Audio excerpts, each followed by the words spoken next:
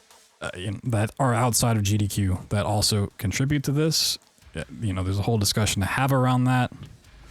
Well, this is pinpointing GDQ specifically for that, which I don't think is true.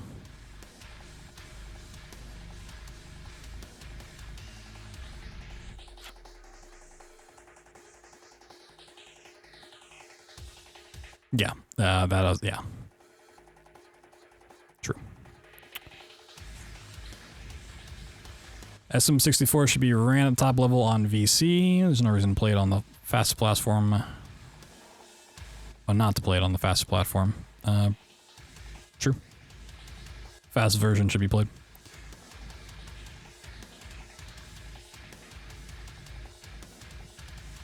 One turbo games should also allow macros, because what's the difference between spamming a button and spamming a sequence of buttons? Yeah, there's a lot of nuances in there for sure.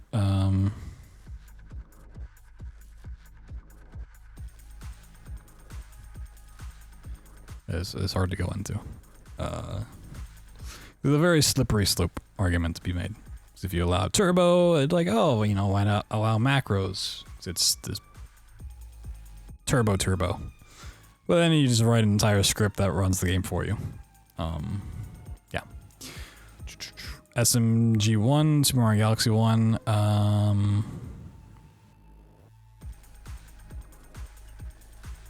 Yeah, hyper specific to a community, don't care. Randomizer is some of the most boring speedrunning adjacent content to watch on Twitch. The novelty is over after the first few times at most. Would disagree. I think if you're not familiar with the game or don't care enough about the game, then yes, this is true.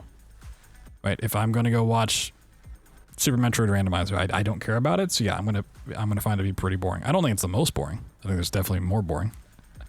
But the randomizers that I do like, I think are the most fun content out there, honestly. But you know, you have to be. You're either super into them or you're not at all, and that's fair. How these takes are just my Mario Zelda speed game is better than your Mario Zelda speed game. It's so cringe. True and real. Also not a hot take. Greatest speedrunner alive. Some meme ones. The best thing that can happen to a route is a cool new skip that skips a bunch of uninteresting stuff. Yeah. The worst thing that can happen to a route is a much easier to perform skip that skips the cool skip and most of the interesting parts of the run. I don't think it's the worst thing that can happen. It definitely sucks when you take out like a really cool, interesting skip with another skip. But very nuanced. Depends on the route, the game. Some of the funniest, yeah, I mean, unfortunately, Prey Rando kind of lost its appeal, but I did enjoy that. I was hoping to go further. Some of the most entertaining, yeah. So if you're into randomizers, then it's just like endless content. It's so much more fun than watching just someone reset the same game over and over again, because it's a different, unique perspective every time. It's, you know, it's literally a puzzle you have to solve on the fly, which offers a lot of fun things that can happen. See the harder skips, I can see why there's not. I mean, yeah, it depends entirely on the game. You know, easier perform, cool skip. Sometimes the easier skip is the cooler skip.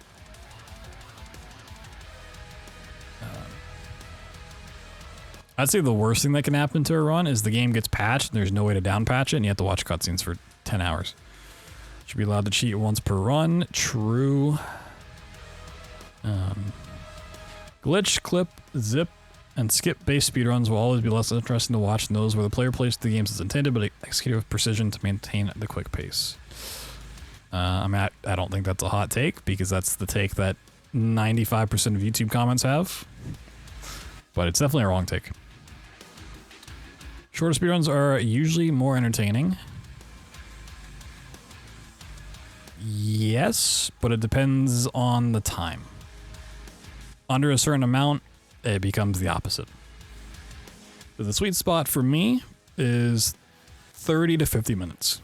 I find that to be the best. There's usually not a ton of cutscenes and I run that long, but it has enough time to develop cool tricks and movement. Runs under 20 minutes usually get optimized pretty fast, and you can just burn through attempts really, really quickly. You get bored of it. Things over an hour tend to have a lot of cutscenes and downtime, which makes them really awful. But exceptions to the rule.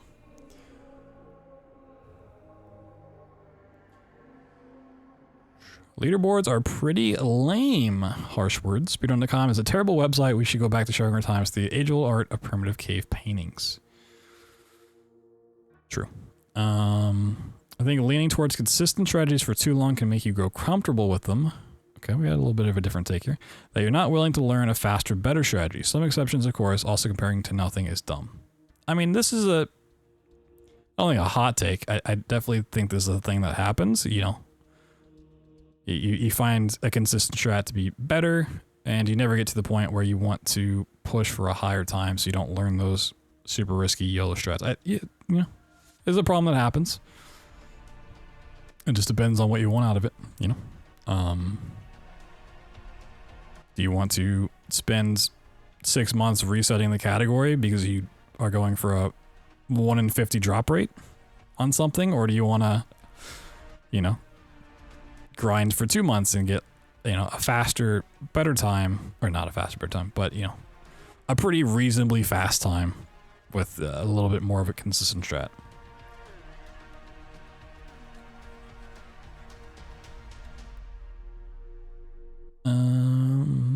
Classic using glitches, exploits, and shortcuts and speedruns is against the nature of the game and ruins the fun shortcuts. When did shortcuts become a problem? It's like literally in the game. It's basically cheating, and speedrunners should play the game how the devs intended it to not be a degenerate loser who stays up all night breaking their piece of art. Classic. Here's my hot take for people like this. If the devs do not patch these things out of the game, they're dev intended.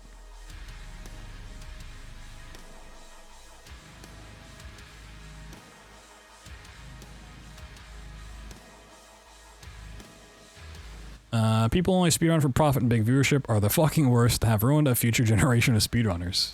Damn, ruined a whole generation? It's crazy. If you don't speedrun just because you enjoy the game, no matter how many viewers you get, you're a fucking clown and your pendants are worthless. Okay. I feel like this is someone who like has a very specific person or group of people in mind when they made this. I wonder who that is. Who hurt this person?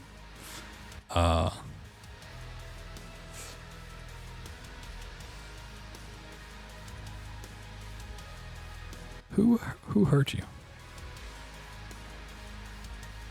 Mashing is stupid and dumb. Classic. People should speedrun from the comfort of their bed more, like me. True. Beds are super comfy.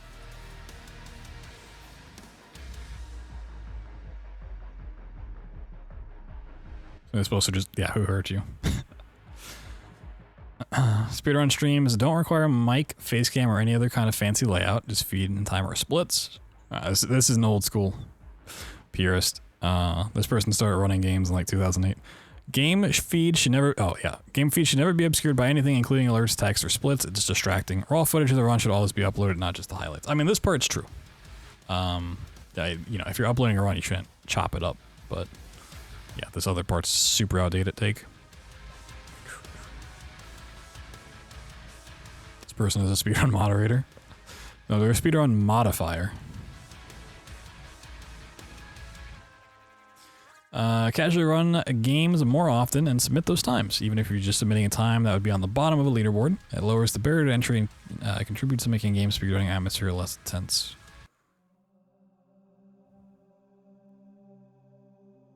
I mean, I agree with this first part. Casually run more games more often. Just like, yeah, just pick up a game, do a couple runs, see if you like it or not. Fuck it. The next part, like, sure. I mean, I don't think you need to. I also don't think like this part is true, but you know, I've been in speedrunning so long, I don't know what it's like.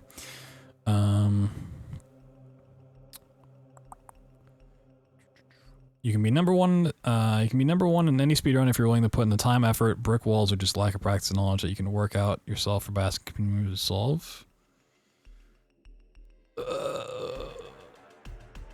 Sure. Enough time and practice, you can be Superman. RNG heavy games really suck the speedrun. More power to you if you have that patience for it, but you can't convince me that resetting hundreds of times, 10,000s or more to get the perfect Minecraft seed or correct risk scoring 2 bizarre stock is fun.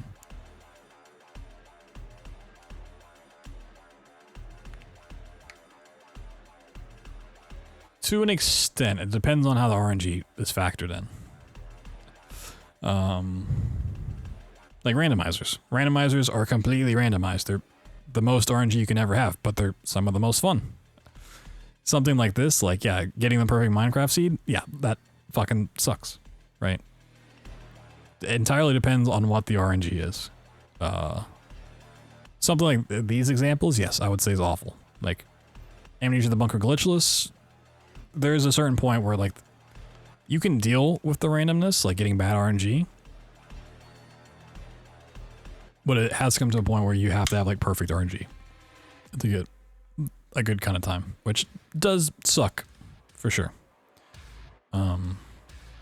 Yeah, there's always, you know, ways to take that stuff out too.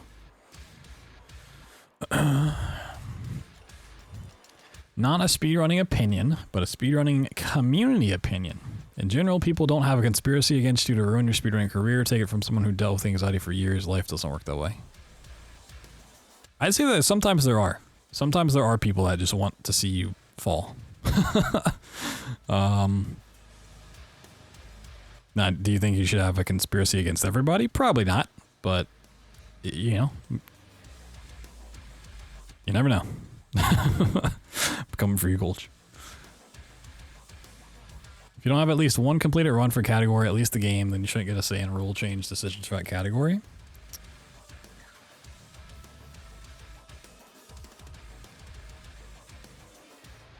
Yeah.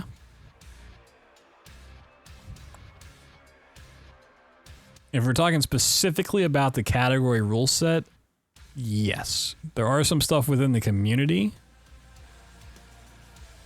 that you could argue. Perfect example we can go back to is when the original RE4 moderators were going to put a like threshold on how fast you had to be to submit to the leaderboards. You couldn't be so slow, or you just couldn't submit. And many people, myself, I've never run Resident Evil 4. Yeah, like I'm gonna say something about that. You know, do they have to listen to me? No, but that's a really stupid thing that anyone could be like, yeah, that's a really stupid idea. Which, you know, even for other categories and stuff, you know, you don't have to listen to my feedback. If I'm like, oh, Super Mario 64 runners should use double turbo. Like, yeah, I mean, I can have that opinion. I can say that, you know. That's listen to me? No. I mean, for the most part, yeah, if you don't run the game, you know, your opinion definitely has, like, very little value. If we're talking specifically about, like, categories for rule sets and stuff. The HR poll, yeah. Delete all leaderboards, yep. All losers, shush. Super cool dig. SOC is no longer an accurate display of the best speedruns because of how many people they banned for no speedrunning reasons. Well, this is somebody got banned for being like transphobic or something. So they're just mad. Yep, cool. I also feel like not that many people have been banned from speedrun.com. I don't know how many people have been banned from speedrun.com, but I can't imagine it's like that many people.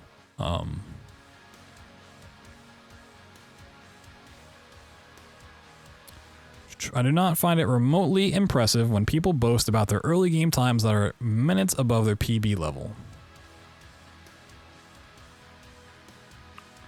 Doesn't show me you're good at early game, it shows me you have horrible reset discipline and mindset, which is something to take pride in.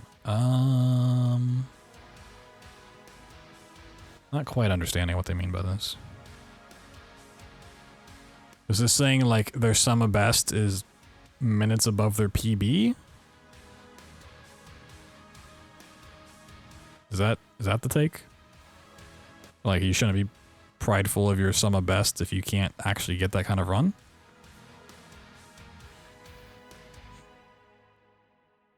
I think it's a bit silly. I mean, boasting about...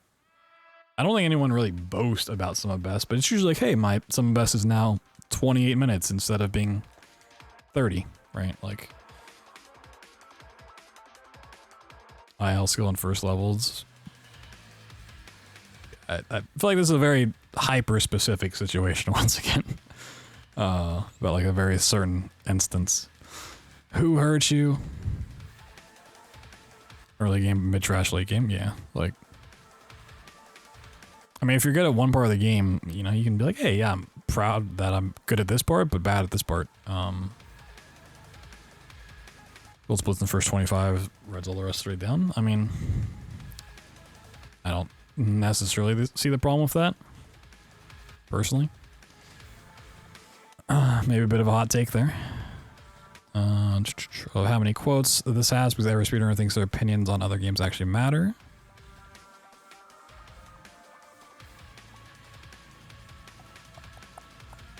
I mean, isn't that just human nature to think that your opinion matters? Last one, just cuz, might as well. In my opinion, breaks in long runs are far less of an issue. Okay, another long run one. We already talked about that. Mario Party speedrun should not exist. Damn. Who hurt you? I feel like I've seen this name before. What's their problem against Mario Party speedruns? What is so wrong against Mario Party speedruns? Ace credit warp category should probably be better at category extensions. RCA speedruns without pausing timer for longer runs are more impressive than TA runs by default.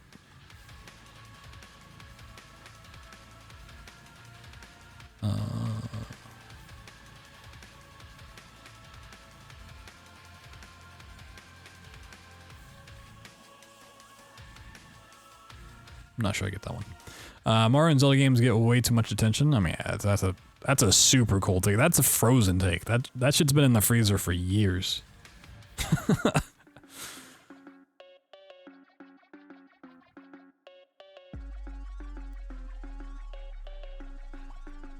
I'm trying to figure out this one. RTA speedruns without pausing the timer for longer runs are more impressive than TA runs by default. Is this saying if you pause doing a long run, it's not impressive? Or they are impressive? I don't know.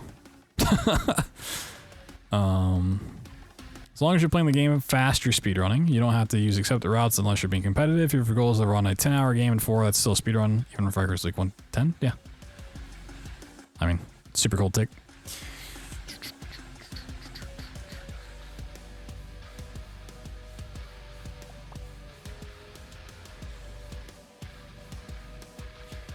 RTA and in-game time should be both equally important if the game in question is on PC. True. Kind of talked about this already. RTA is always going to depend on hardware, and with PCs, hardware is never the same.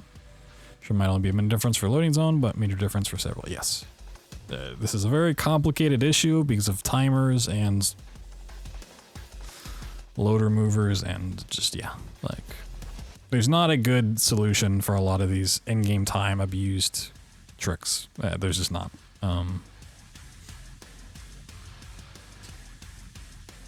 But there has to be a mix somewhere along the way.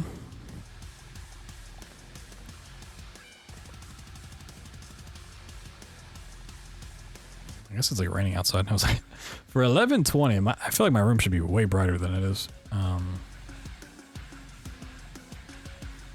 Every run is valid, even meme runs, subcategories, extensions to keep the scene alive. If you do not have to be the best to be the you do not have to be the best to run at marathons. You could be at last on the board, or not even on there at all. I mean, this is true, but there is usually a certain threshold, right? If the record for a category is 30 minutes and you're submitting a 3-hour run, there's probably a good likelihood you're not going to get accepted to a marathon. But yeah, I mean, I've done runs of marathons, GDQs, and stuff where I was not the best. Most of the runs that I do, I'm not the record holder by the time I get to the event. A lot of times my runs aren't on leaderboards. It should be law that you cannot run a game until beating it casually once. True. I agree.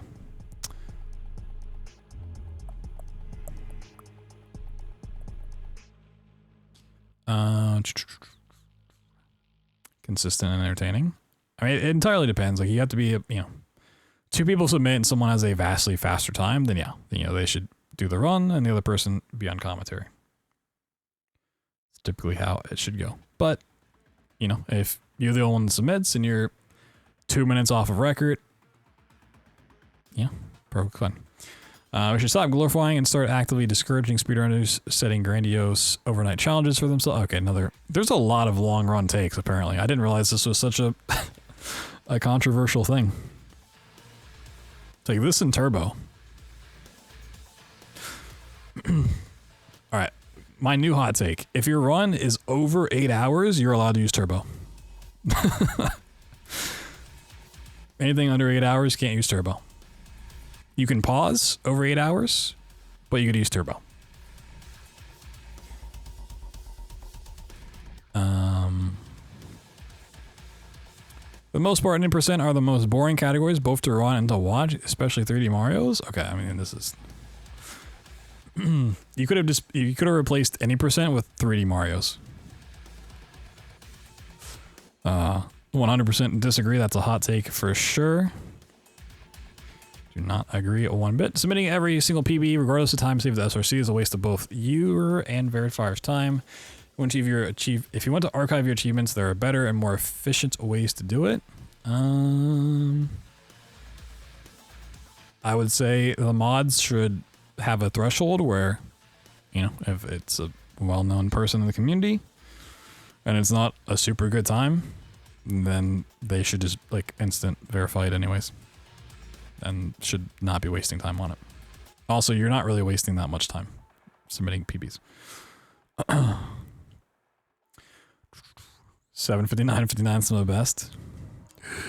As soon as you cross the 8 hour threshold, get fucked. Runs banned. We should prioritize fun accessibility over some idea of officialness. Example. Okay, we actually get an example on this one. Oh boy. PSTV being miserable to play on, but being the optimal way to run Spyro 2+3 is insanity. We could simply standardize loads and let people push the game on whatever they wish to play on. I mean, I feel like you should just do this anyways. And if you want to go for the best time possible, and this is the best way to do it, then, by all means. But if you want to run on something that's not miserable, then sure. The 13-hour run with no breaks at all, no bathroom, no food, water, is record by about 9 hours though. Jesus Christ. Yeah, I mean, I've done stupidly long runs before. I don't recommend it, and I don't really do them anymore, but I can't say I haven't done them before. Fucking Doom Anthology runs. Those were fucking 8 hours a pop.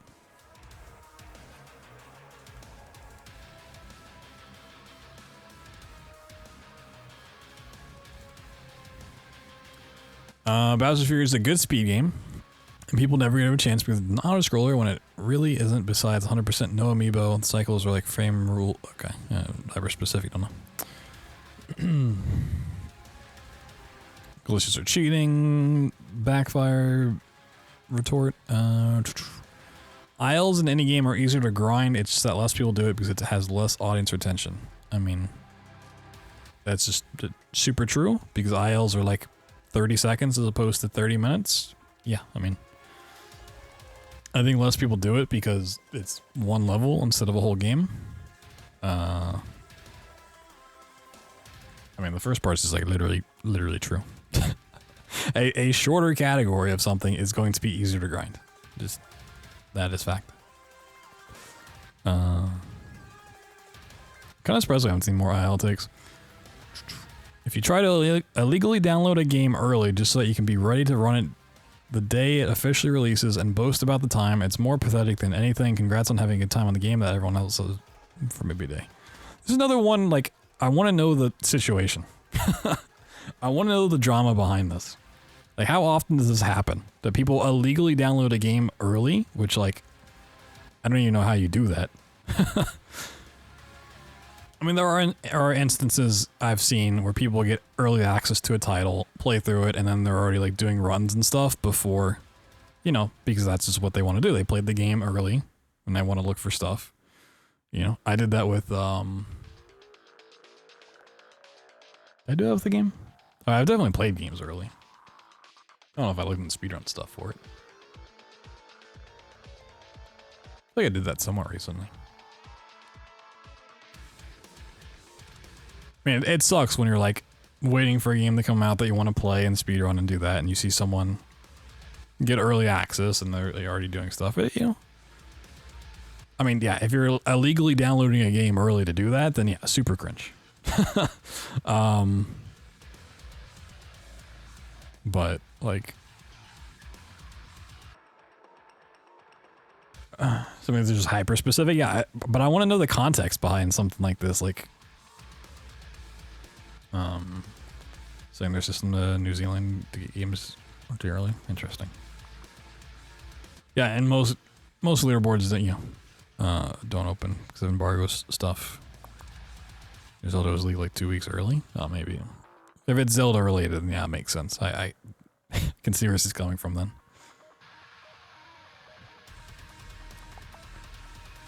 Turning off the game audio and just filling the silence with random lo-fi music is kind of lame and makes the experience of watching way less enjoyable. I mean, true.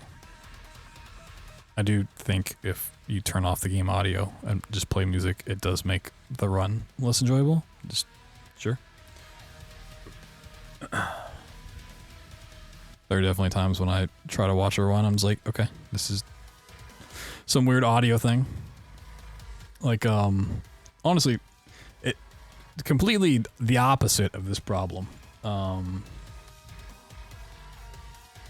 When I was watching the My Friendly Neighborhood Any %, I actually had to turn the audio off on the video because the guy was just spamming the wrench spam thing the entire time, which is, you know, just a thing by the game.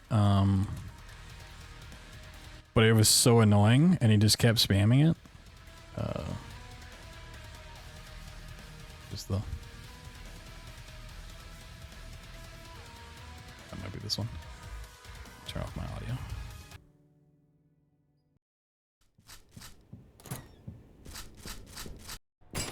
Alright, okay. Where's the wrench?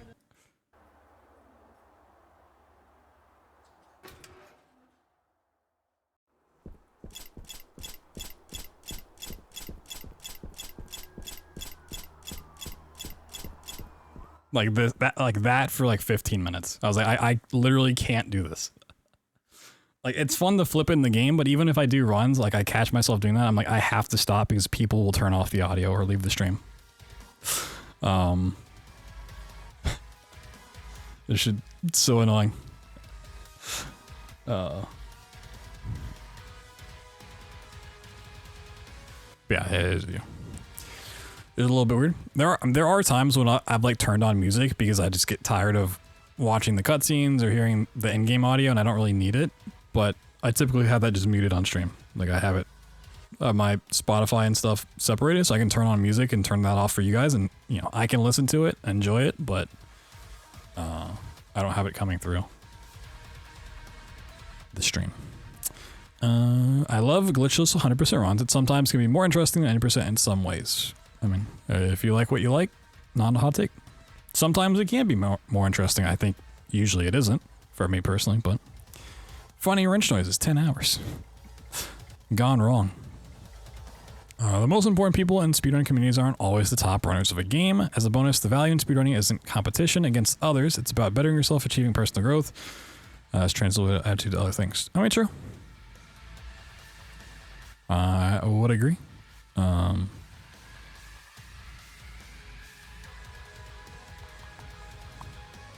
I'd say, you know, community members that go out of their way to make tutorials, help new runners, you know, people that actually do want to verify and be mods and stuff. Like, yeah, those are more important people in the community for sure. Sometimes that is the record holder. Sometimes it's, you know, the top runners. Sometimes it's not. Just kind of depends. I don't think just because you have a top time that makes you the most important person in the community.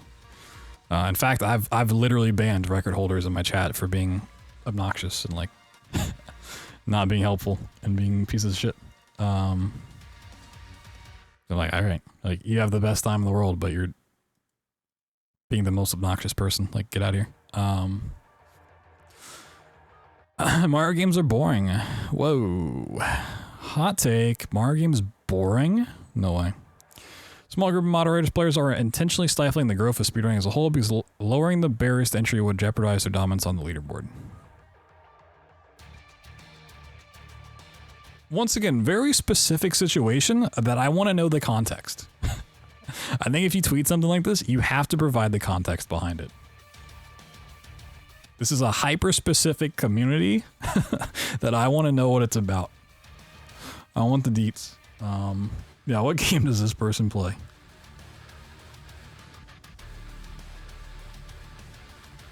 Because like, stifling the growth of speedrunning as a whole is a very broad statement. Like, but yeah, I don't.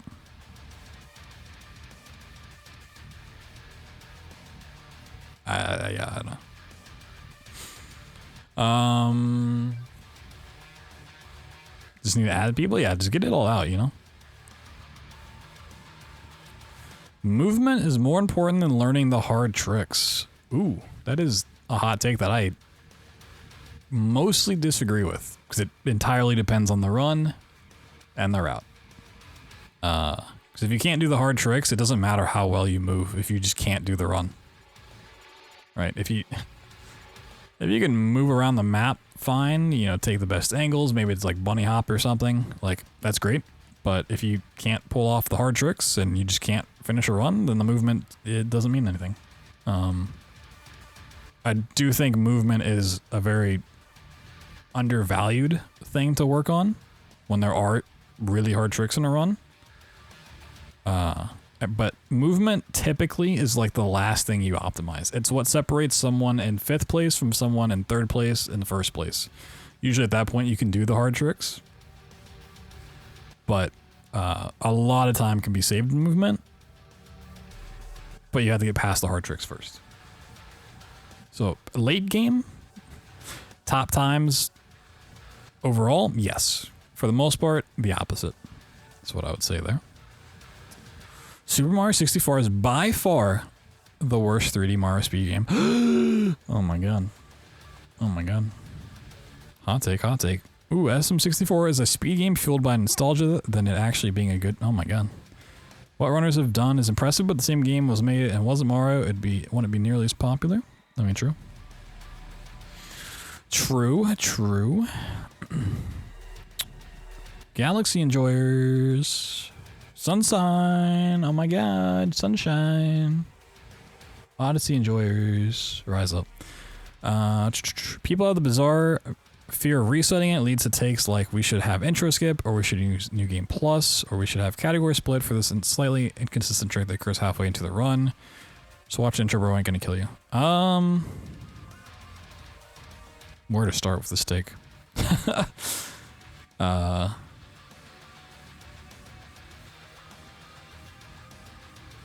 Once again, very specific to the game. Also, intro skip versus New Game Plus is wildly different situations. New Game Plus affects the entire run. Intro skip affects like a very small part of a very singular run.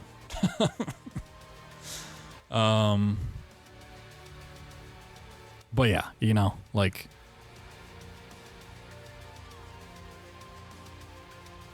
There are a lot of really long, annoying intros that it doesn't matter if you finish every run or you reset constantly, you're just gonna get sick of it. You're just going to.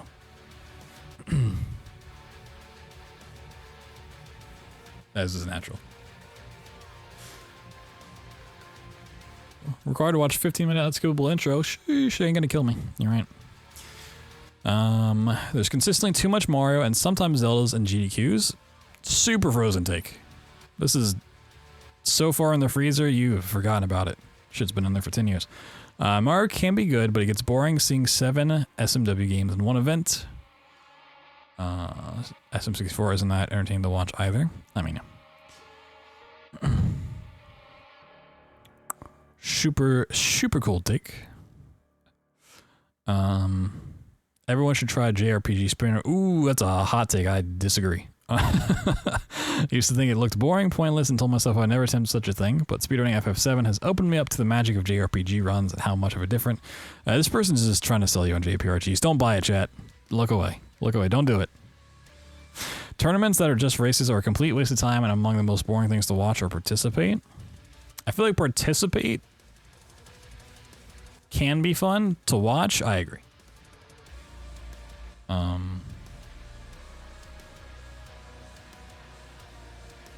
But with the caveat of randomizers. Because when I was getting into Ori and the Blind Forest randomizer, or when I watched Ocarina of Time randomizers, usually that was through races. Yeah, randomizer tournaments are great. But if it's just a straight up any percent race, glitchless race, whatever, then yeah, I agree. I think a lot of people definitely don't like watching races. It could be fun to do. There are communities that do like weekly races all the time, but yeah. I think rando is the exception here. If you're into rando tournaments are amazing.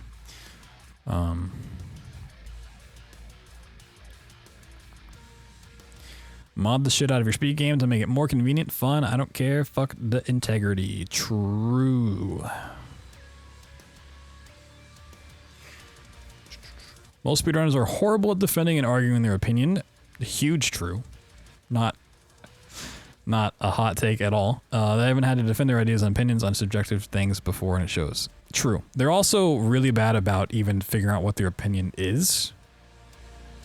Most of them just have really shitty opinions, as we've seen so far. But yeah, they're also really bad about defending and arguing said things.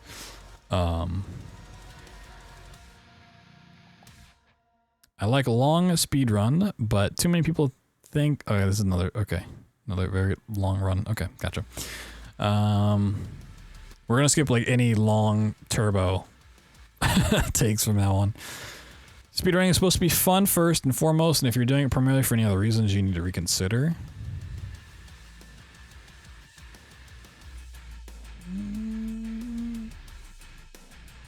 I mean, fun should be there. I don't 100% agree.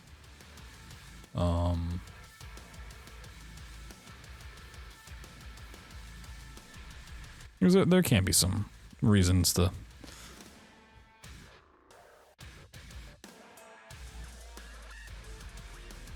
Everyone should do X. Whoa, I want to do X. It's also true people in general. True. A lot of these could just be taken to people in general and not the speedrunners. You can slow down every once in a while. No. Hot take. I'm gonna grind that shit. Yeah. Like sometimes it's hard to be like, I'm still having fun when you're in a competitive pushing yourself mindset. There's runs where like I want to, like when I was getting was it sub 30 in Sprawl, I think. Yeah, like I objectively was not having fun, but I wanted to push myself to get that because I knew I could. And I will continue to push Sprawl down in time, but I just need to step away after that. But sometimes you're just not gonna have fun, and to get better, you have to push through it. You're not, It depends on what you want out of it, right? If you want to be the best at a speed game, a lot of times it will not be fun. You will struggle, you will reset, you will fail for days, weeks, fucking a month. You can have fun in there, but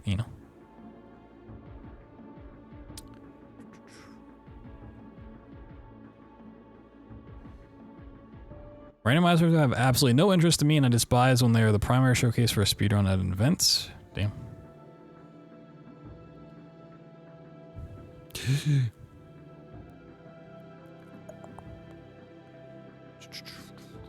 Speedrun categories should never become any percent but longer. And if they do, you need to ban the tricks that make them that way. What?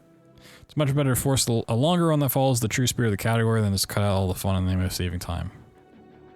Is this a take I agree with or a take I disagree with? I'm trying to understand this one. Categories should never become any percent but longer. If they do, you need to ban the tricks that make them that way. It's much better to force a longer run that follows the true spirit of the category than just to cut out all the fun in the name of saving time. Chad, help me understand this take. I can't decipher if this means what I think it means.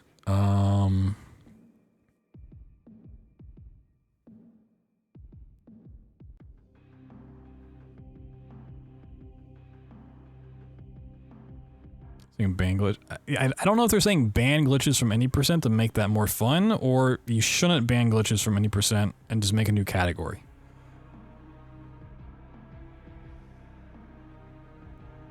Are they saying like don't name it any percent but longer? Name it just like no out of bounds, or like is this just like a naming convention sort of take? Like it shouldn't be any percent no out of bounds, it should just be no out of bounds? I've been looking at these takes for too long. My brain's mushy. Saying don't make the new category?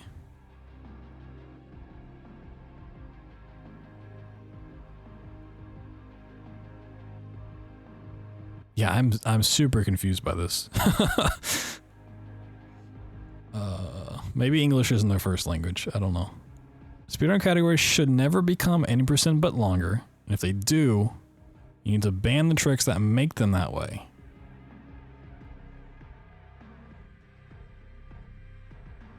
What?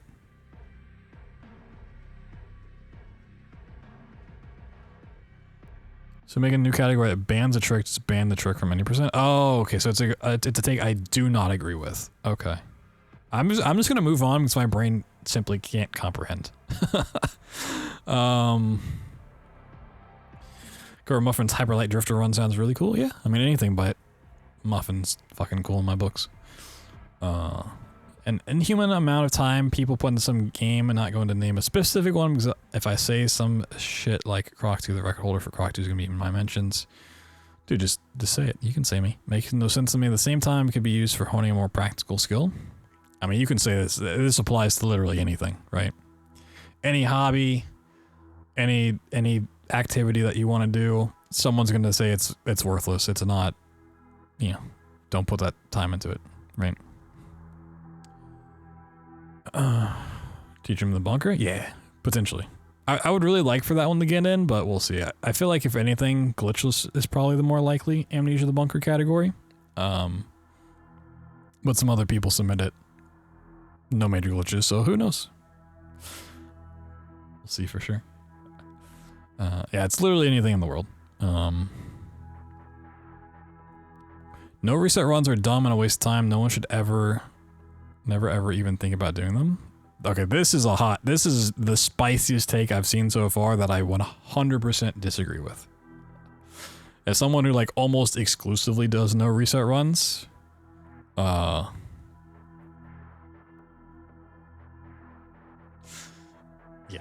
no. This is the mindset of someone who like wants the record time, and that's it, right? If they make any single mistake, they reset. Half a second gone, reset. Like they want the perfect run, or they don't want to run at all. It's the kind of mindset behind that one that I 100% very strongly disagree with. Yeah, a lot of people would PB a run and get a better time if they just continued instead of resetting. And you also just get more consistent, right?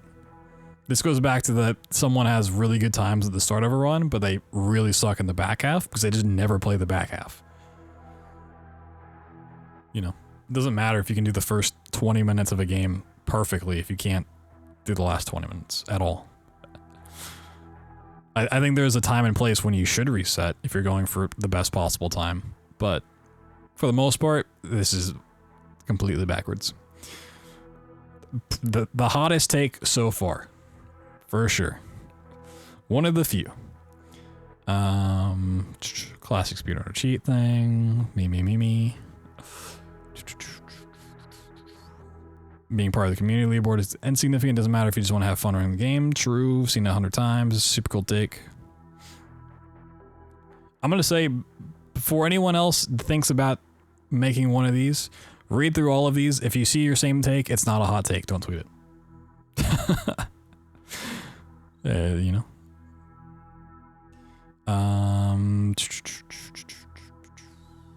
Some super specific Mario thing. Leaderboards make speedrunning worse.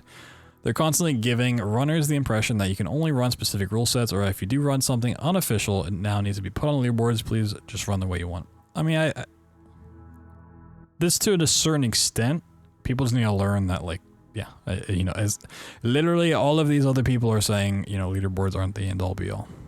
I think there's a reason to have leaderboards, and having more official categories makes sense, but yeah, you know.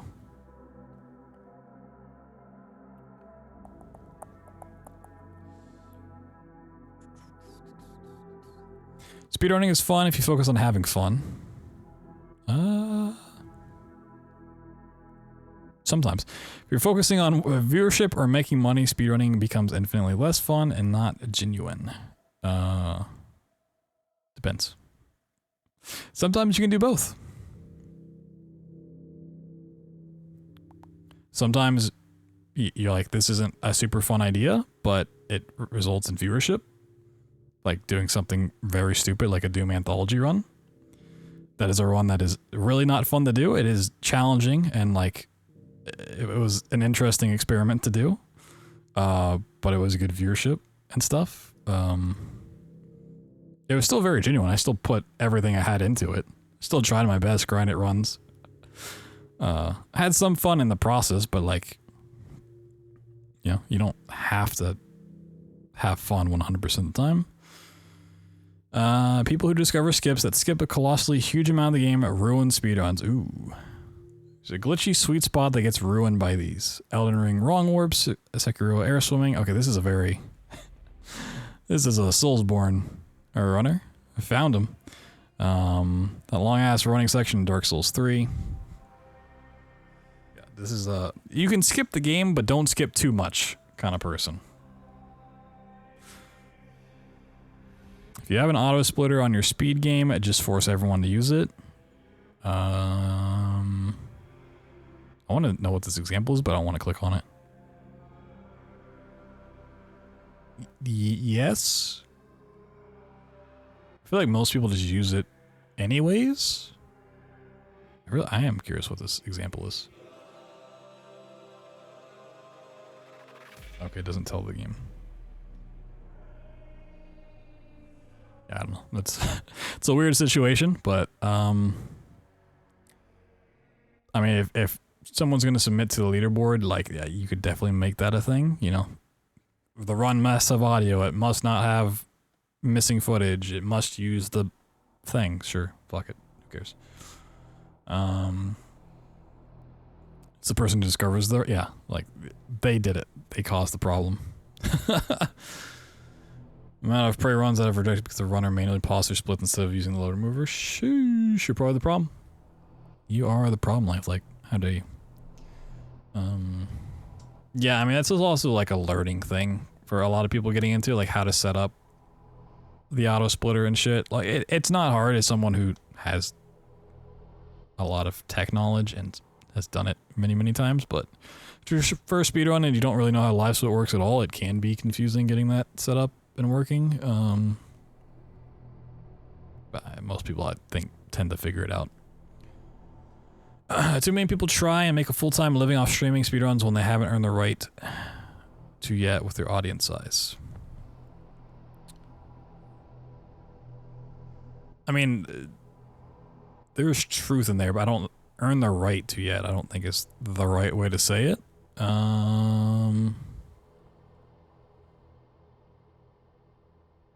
That part just doesn't really make sense. I mean, when is the specific right to?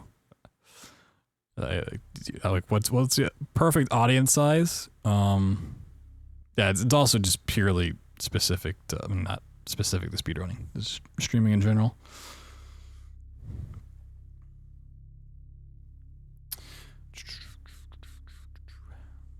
You have to be knighted by the community? Shit, I'm fucked. Probably do like a little bit more of this. So we're just kind of repeating a lot of the same stuff here. Maybe we'll play some games. Modern games losing their playfulness and arcade feels contributing towards speedrunning becoming less interesting. People are burning out on retro games and nothing feels impressive anymore despite the standards being higher than ever. Oh, this is a, I don't know if an old speedrunner take. This is an old gamer kind of take. This is the new games suck and old games are the only true form of speedrunning. It's a hot take for sure. Sir BloodThunder win. No, the queen died, so I can't get knighted anymore. I don't want to be knighted by the king. Fuck him. Have you seen his fingers, dude? I won't be knighted by that. So many modern games to arcade feel? I mean, yeah, there's modern games of all kinds of feel.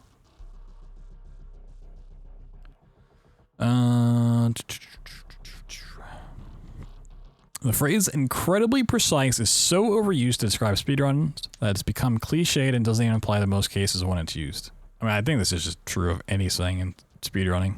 Incredibly precise, frame perfect, pixel perfect, whatever it may be. Like, it gets overused, but there's not really a better way of describing it for the most part. I mean, what are you gonna do? Make up a new word? This shit's so schmoobula. Like, I'm just gonna say it's incredibly precise. Super Mario 64 isn't the only speed game. Oh, we got a hot take over here. A hot take alert. Boo, boo, boo, boo. And I'm tired of it always being in the spotlight. Obscure games with tiny communities are way cooler and more fun to watch than their big popular games. Sheesh. Oh my god. Hot take alert. Somebody call the fire department. Okay. The leaderboard in the community should be moderated separately. There's no good reason to ban someone who's an asshole but is still a valid runner. Leaderboards. Okay. I see. Gotcha. I was confused by the first part. They had me in the first half, but okay.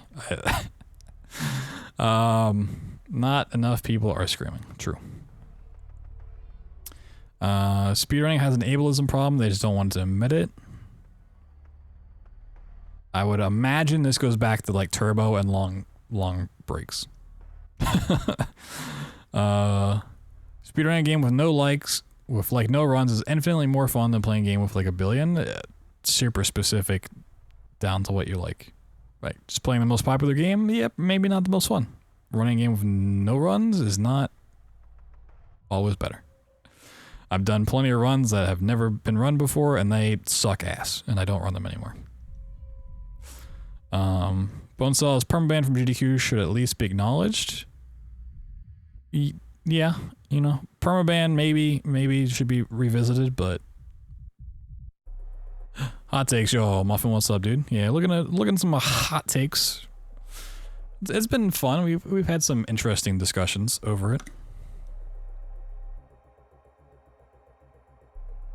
And permaban? I mean, I don't think he was permabanned, yeah. Was it just for a couple events? And then he just said he didn't want to submit anymore? I don't know.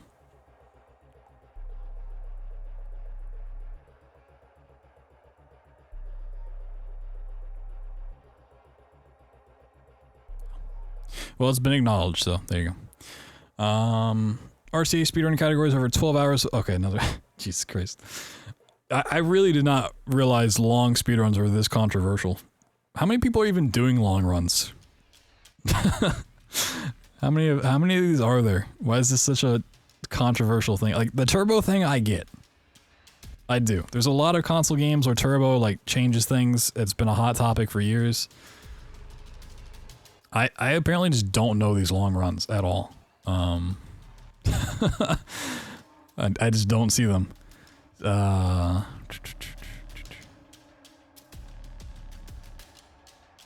Just ass up, yeah. All speedrun leaderboards should be broken down by platform like SM64. What matters is that you're faster at the platform, not that you're the one on the faster platform. I mean, I think there's some truth. It depends on the game. Once again, very hyper specific. Some games are comparable. But yeah, I mean, probably. I don't think you necessarily have to compare against consoles. We've seen Persona speedruns? No. You think I've seen Persona speedruns?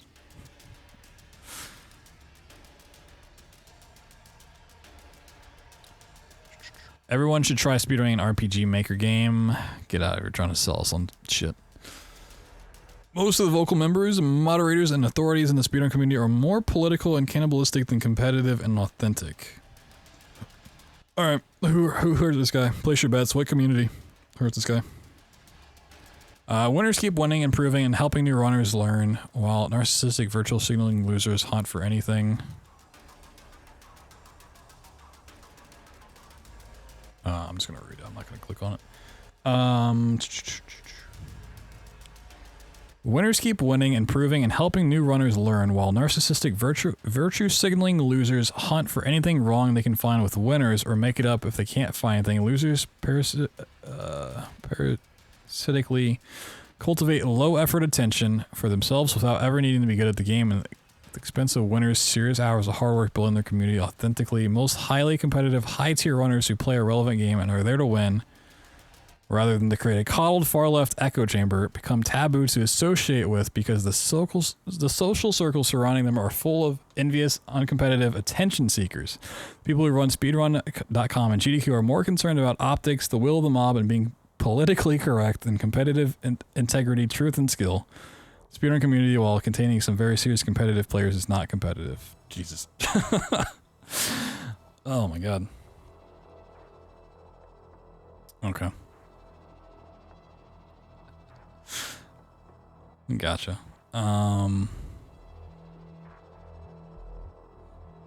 Speedruns a Mario Zelda game. Sheesh. Gatekeeping speedruns is slower, outdated hardware to acquire equipment is ridiculous. True. Term gatekeeping. Wait, didn't this person just say gatekeeping? The lineup. The term gatekeeping is used far too loosely. In some cases, not at all. Not all certain rules have logistical reasons as to why they are how they are, whether for consistency or fairness. To that end, leaderboard should stop you from speedrunning how you want to. Yeah, okay. There's very funny coincidences there.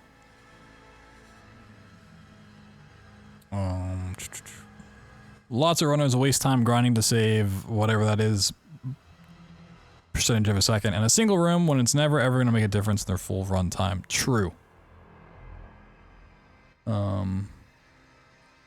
True.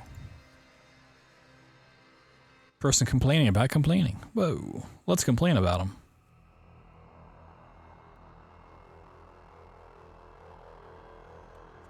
Over-essentialization of leaderboards stifles creativity and de-incentivizes people from playing game the way they enjoy it more.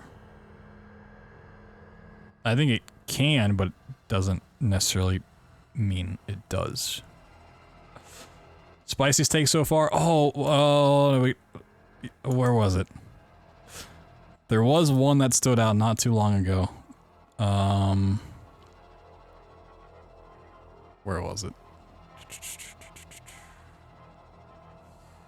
Oh, chat, please tell me you guys remember. Oh, where was it? It was so good. Oh, this one. No reset runs are dumb and a waste of time. No one should never ever even think about doing them. That's been the spiciest take so far. You should never think about doing a no reset run. Most of them, I'd say a good 80% of the takes so far are either related to turbo, related to long runs being allowed to take breaks, or something related to Mario and Zelda.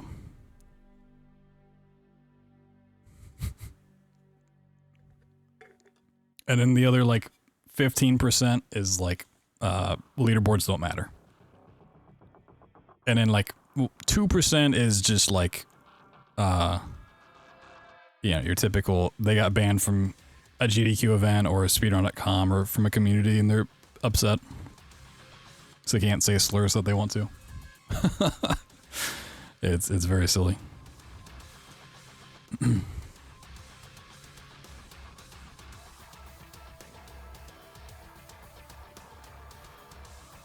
see where are we. RNG and speedruns actually makes the runs more interesting to play and watch. We've covered RNG already in terms of randomizer and stuff. It entirely depends on what the RNG is. Something like a randomizer can be very fun and to watch. Something like grinding the Hill Runner's hat in Bioshock Infinite sucks. Not fun to watch, not fun to play. Give or take. And there's also a lot of posts that are just like, we want to know who hurt them. We want to know the drama. We want to know the deeds. They're talking about a very specific community or game or person, and there's not enough details. Ocarina of Time should be the only Zelda game recognized. There are so many cool Zelda speedruns that people don't give a crap about. I feel like that's not true at all as someone who doesn't run Zelda games. I mean, Ocarina of Time definitely is talked about, but I feel like Wind Waker had a big moment. Breath of the Wild had big moments.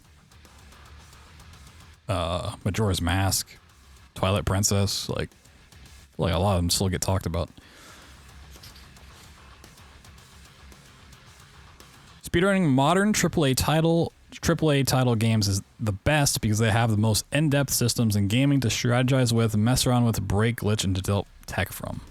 That's kind of a spicy take. That's not true at all.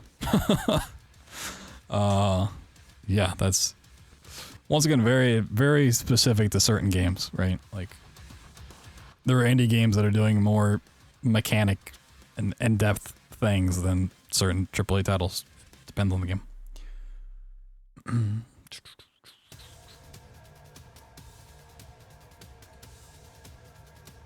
Someone complaining about AGDQs. Some hyper specific thing. RPGs are the best genre of speedrunning. Blatantly false. Speedrunning can be fun. Hot take. It's an Atomic Heart run. I mean, any percent's like 6 months.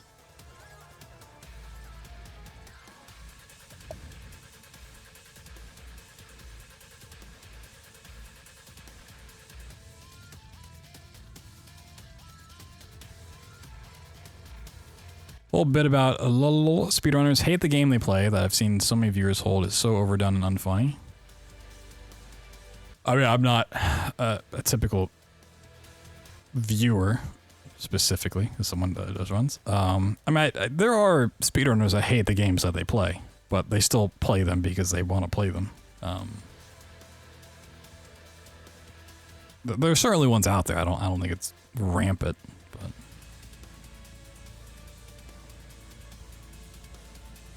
It is weird when people like genuinely hate the game that they run.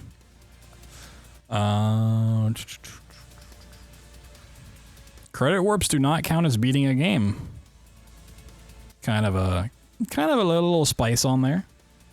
A little mild hot take.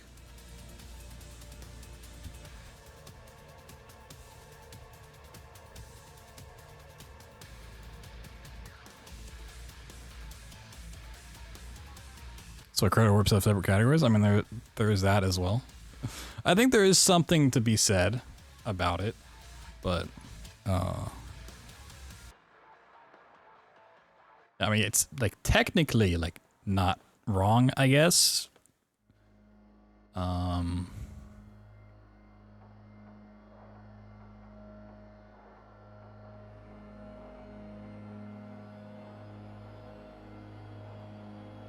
Talking about some hyper light drifter stuff. Ooh.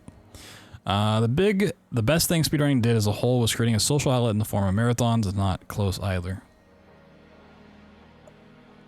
I'd say the best thing speedrunning did is raise money for charity.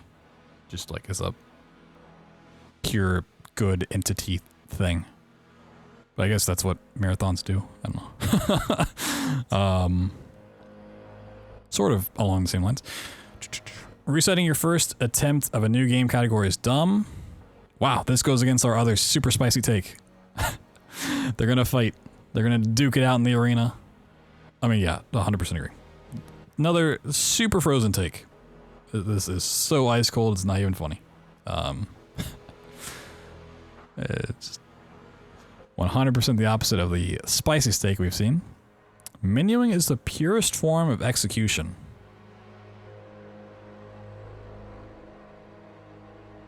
Do I do heavy resets? No. I think there's a time and place for heavy resetting, but for the most part, I try my best to avoid resetting when I possibly can. For many reasons. One, I just like the practice late game. I think that's always helpful and beneficial, but it also tends to be so I don't burn out on the game. Because if I'm watching the first 10, or if I'm doing the first 10 minutes of the game over and over and over again, I'm going to burn out and like not have as much fun and want to quit than playing 40 minutes of a game. Maybe not getting the time I want and then resetting, or even doing like 30 minutes. Right? If I get like 3/4 of the way through and I'm five minutes behind my PB, like, okay, yeah, maybe now I just call it. But I always try my best to keep going.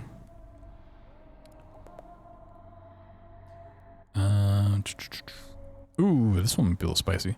The latest update to a game should 99% of the time be the new standard for a run instead of having to downgrade your game just to run optimally. Don't accept runs on a lower version after new patches are released and break into a separate leaderboard if you still want to run.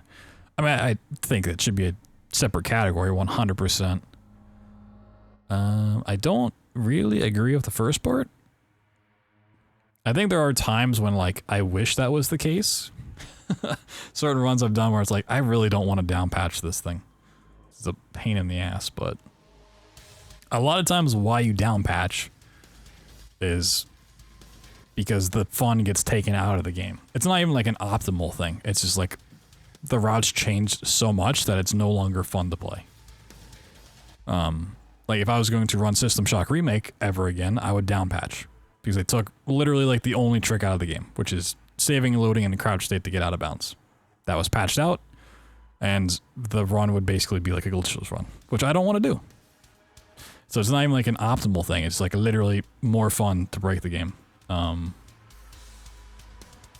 Same for BioShock. Not BioShock 1. BioShock Infinite. 2K decided to update the game and put it on the 2K launcher, which broke the Hill Runner's Hat mod. So we downpatched specifically so that we can use the Hill Runner's Hat mod. I'm not running the current patch of the game where I have to grind for a 1 in 52 drop rate. Like, it's not going to happen. So as the bugs, no, they patched it out recently with the save load thing. They took the one trick out of the game. Which is unfortunate.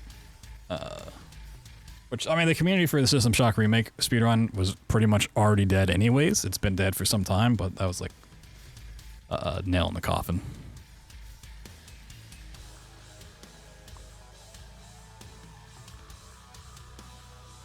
Blizzard patched Warcraft 3, causing some heroes to be bugged out because they patched MP. Yeah, like, most of the time down patching is not done because it's like the optimal way to do it. I mean, it is, but it's usually also just more fun. Otherwise, people would run current patch as well. A very interesting situation around this is Fear 1. For a long time, it was vastly faster to run the unpatched version of Fear. But it was also very hard to obtain, to the fact that I had to buy a disc copy of the game and then rip the files and upload it so people could run it. So it became really hard to get that initially. And then so people just started doing current patch stuff because they didn't want to have to go through the trouble of getting the files and like downloading it and all that shit. And then eventually current patch had some new skips that made it faster than down patching, so like there's no point to down patching anymore, which was a very strange coincidence. Talking shit about your PB is really lame, especially in the tweet announcing you PB'd. So like, hey, I got a new PB, but it's really bad, saying that. I mean, I think almost every speedrunner does that all the time. Like, yeah, I PB'd, but I can get a better PB. Like, yeah, it's cool. But speedrunners tend to know their their threshold they're going for. Like, this is the type of run I want. I want a sub 25, but this is a 25-30. It's a shit run, but it's a PB, it's a record or whatever. Like, I get where it can be kind of confusing of like, oh, you're saying this run's bad, but it's record. It's like, yeah, for me, it is a bad run because I can do substantially better. Even if it is record, it's still not a good record. That is a take I haven't really seen pop up, but it is a thing where people do get mad when you say like, when you get a record, like, yeah, this record was bad or whatever.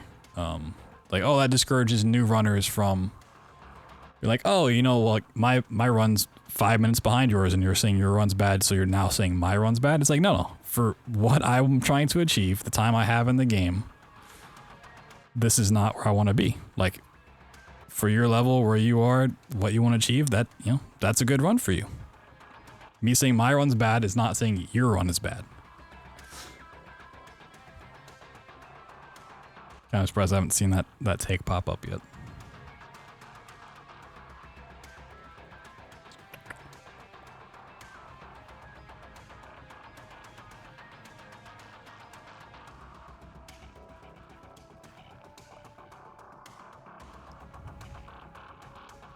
I highly recommend every speedrunner try and run at least one wacky 2000s license game that's not super popular.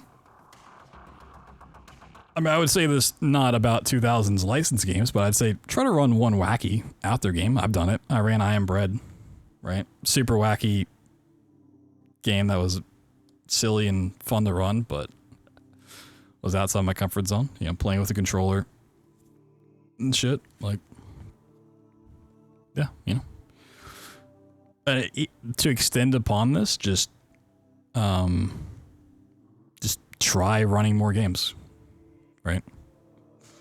Another one, you know, you look at my backlog of speedruns I've ever done, FPS, horror, puzzle games, and then I tell you my favorite run that I ever did was Ori and the Blind Forest Randomizer. Like, that's so much of an outlier that, like, for the most part, I'd never think to even run that or give it a shot, but I did, and it's, you know, the funnest I've had with a game in the category.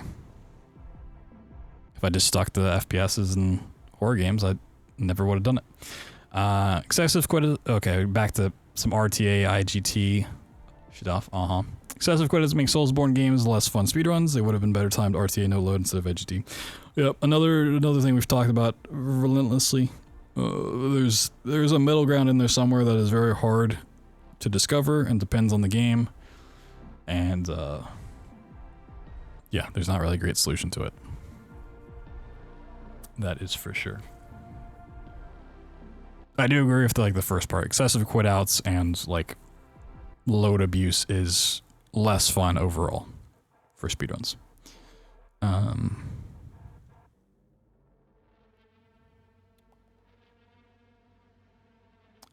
Kind of talked on this one. The answer to almost all speedrun drama is whatever the players want. There's almost never a global rule that should be applied to a specific game. Yep. You're welcome to have outside opinions, but if you don't play the game, you don't really deserve to have your opinion considered. Also true. Yeah. I mean, it's kind of the whole crux of all of these takes. You know, everything's hyper specific to the game and the category and the runners. That what applies to one game will not apply to the other.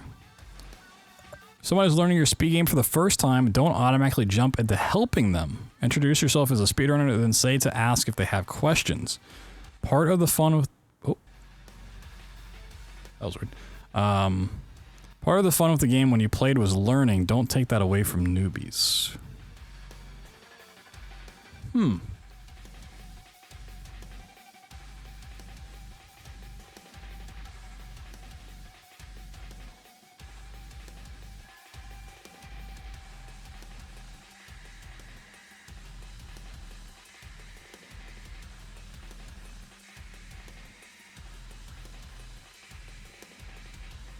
I think this comes down to personality. And it's also personality on both ends. So like if I learn a run, I want someone in the community that knows the run and the game to like literally tell me everything I'm doing wrong. Like if I'm getting back in the sprawl and you know, I'm trying to learn the new skips and Seeker comes in, I'm like, hey, Seeker, tell me literally everything I'm doing wrong. But there is a way to go about that Where just because you know how to run the game doesn't mean you know how to teach it. And you can definitely frustrate the person trying to learn if you're trying to teach them the wrong way. Also, everyone's not like me. They learn differently. So I think there's some nuances in there. I definitely don't think just hopping in and, you know, shitting on someone for doing something wrong is the way to go, for sure.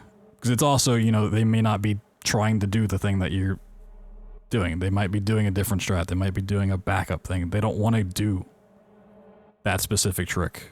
So there's nuances to it. But I'm also the kind of person that will, like, literally just time someone out or ban them or tell them to shut up if they're wrong. Like, oh, why aren't you doing this trick? It's like, I don't want to. It's like, okay.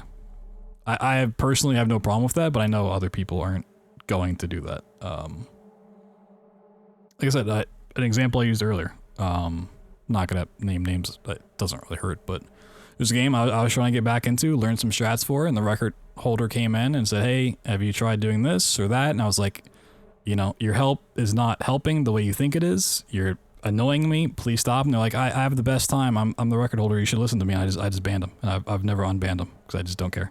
Right? Like, despite someone, I want people to tell me what I'm doing wrong. Just the way they were doing it was not the way that was working.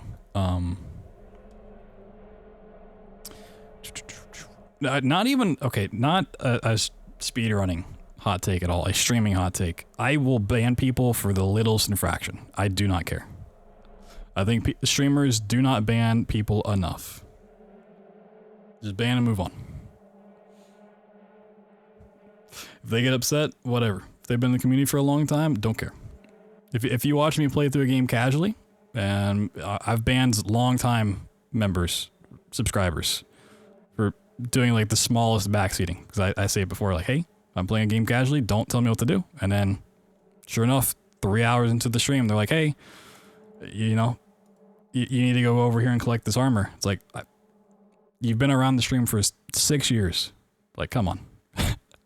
You know better, you're gone. Like, maybe I'll unban you afterwards, but fuck it. Yeah.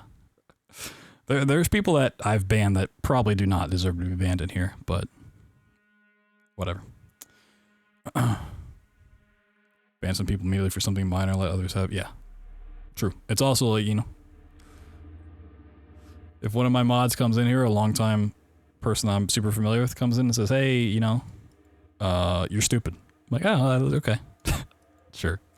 But if someone new pops in and says, hey, you're stupid, like, okay, yeah, you're gone. Unban requests? I mean, I have unban requests. Most of the time I just don't even deal with them because they're just either dumb, or I ban them for a very specific reason, and there's no way I'd unban them. Yo, Tex, what's up? So your ban is a loss for revenue? I mean, sure, maybe, but fuck them. If I see banning one person is a loss of revenue, I'm not making enough money to where it's gonna matter. I'll just go make like another YouTube video or something, you know?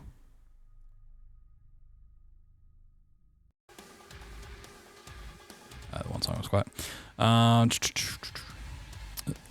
Some speedruns are boring or dead because people optimized the fun out of them and made them so demanding that most people stay away. Also, the hierarchy of who controls what games and categories and creates rules is arbitrary and can run by dictator personalities. I think this is true if and only if you go into it trying to learn all of the skips.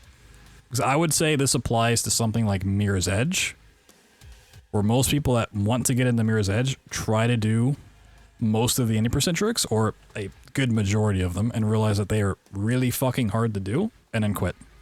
I've seen countless amount of people, like literally more than I can count, get to the fence jump on like chapter 2, where you jump on a trash can, jump over a fence. They get to that part and quit.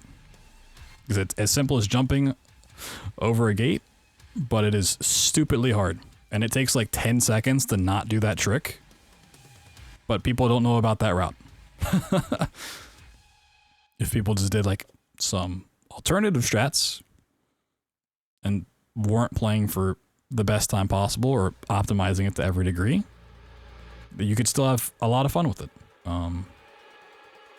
But yeah, if you're going into a run learning the record strats or very close to the record strats, you very likely are going to struggle for those longer games, or games that have been around for longer, I should say. If you're going to go run Super Mario 64 and you're learning all of the record strats, you're going to have a really bad time.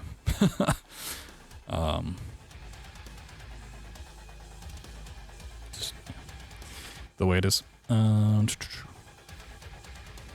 I do all the slower backup strats from Metal Gear Rising, I can't or want to pull off record strats. Yeah, I mean, there's runs that I do. Like if I go back and just do casually, like I don't even get close to record times. Like I don't want to do those strats. I never learned them. I haven't gotten around to it.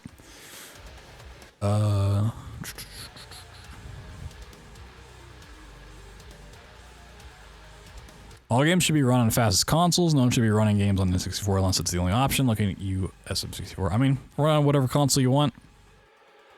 I don't think console should matter. Either way. Do you think you should enjoy a casual playthrough of a speedrun? You have run a bunch. Entirely depends on the speedrun. Because something like Prey 2017, perfect example. I played Prey 2017 when it came out on release, and then immediately started running it, and we found a very fast route in a couple of days. Down to where it was under 15 minutes, under 12 minutes, under 7 minutes, whatever, right? And when you're only doing a 7-minute run for years, yeah, then I can go back and play it casually because I've forgotten everything about it. Right? I don't see any other parts of the game. I don't remember any other mechanics, the skills, whatever. And I did. I replayed through Prey before doing randomizer stuff.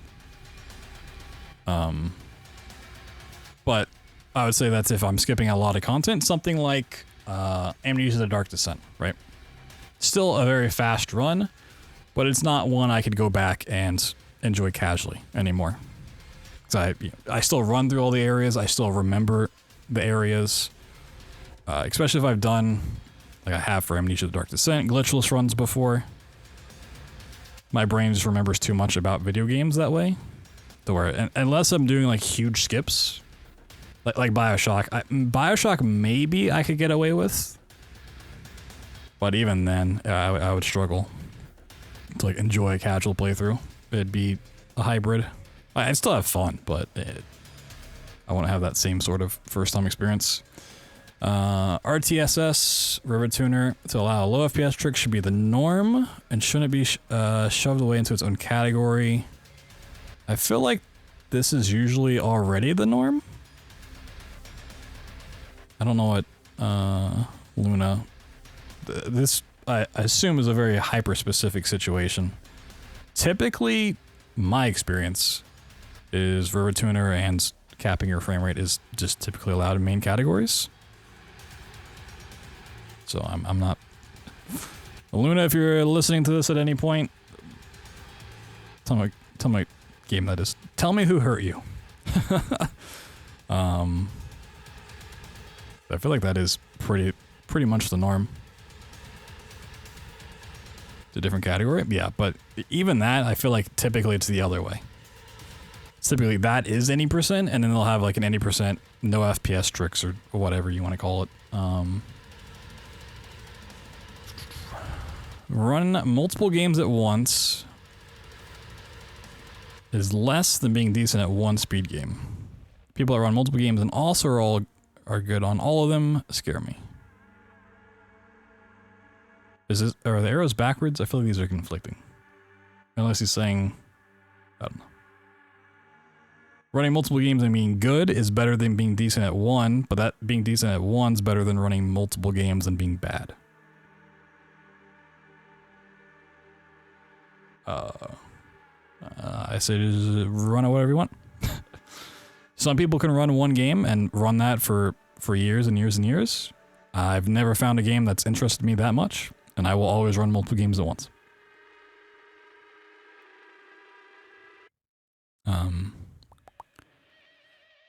Another in-game time take. Oh, we're talking about those. Stop abusing your hands, let them use turbo buttons. Another turbo button. We haven't seen like a long speedrun take in a bit. Like the 8-hour plus stuff. Guess they got tired of talking about that. Lag strats in PC games shouldn't be allowed at all, even with tools that force the game to lag, it's still dumb. Lag strats for consoles shouldn't be allowed either, but at least it's slightly more consistent due to limited models to choose from.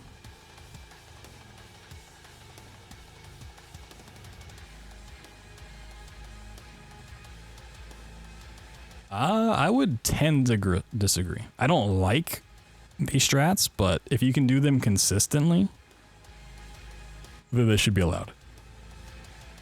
But 100%, as always, different category, right? There should be a category that, like, this should be allowed in any percent, and then you should have an any percent no lag. Fuck it, right? Almost always the thing to do is just different category. Different category solves 95% of speedrun problems. But need third-party software? I mean, the way, like, lagging a PC game typically just means lowering frame rate. Unless they're talking about a very specific instance here. Like, I don't like lowering frame rate in games. I don't like having to raise FPS either. I just like to run at 1 FPS and that's it.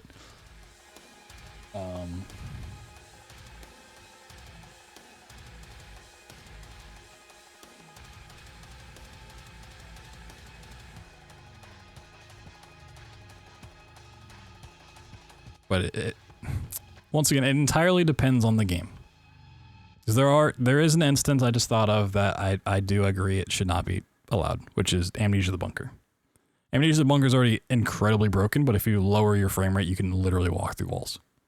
Like, you don't even have to try. You can just literally walk through walls. And it is just straight up banned. And I fully agree with its banning. If you look up cheat engine and some stuff will let you clip through doors. I mean, if you're using cheat engine, that's an entirely different situation.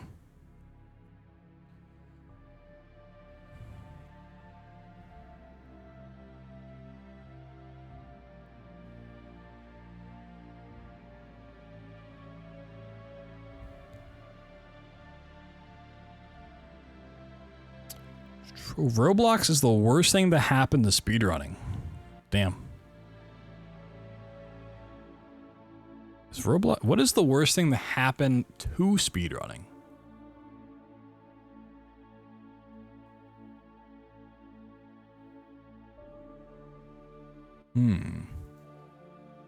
Adding percent to the end of every category doesn't make it look better. I mean, I think that's a super cool take, but it will never go away. Just like any percent versus beat the game. People will not use beat the game. They will just always be any percent forever and always. Does it make sense to do that? No. It is just too rooted in tradition. You need a new generation just to take over and everyone call it beat the game until everyone else retires or dies.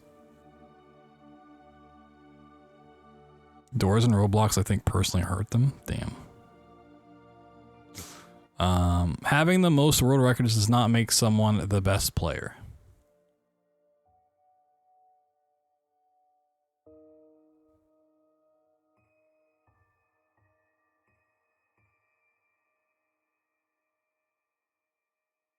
This goes back to the take of it's more impressive to have consistently better times than have one really good time. But if they have multiple records, I'm assuming this means in the same game, like they did a leaderboard sweep and have every category record for every game, I think does make them the better player? The better person? No. The better community member? No. The better runner? Yes. That is typically what that means.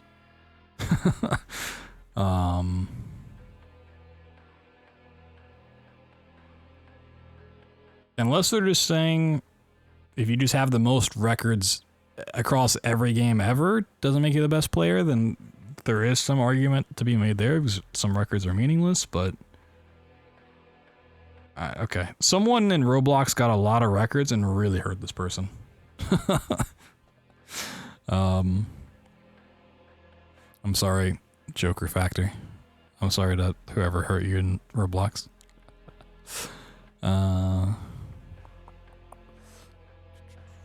Every single game should include a speedrunning mode that removes all cutscenes, removes all the patches, and has an in-game timer.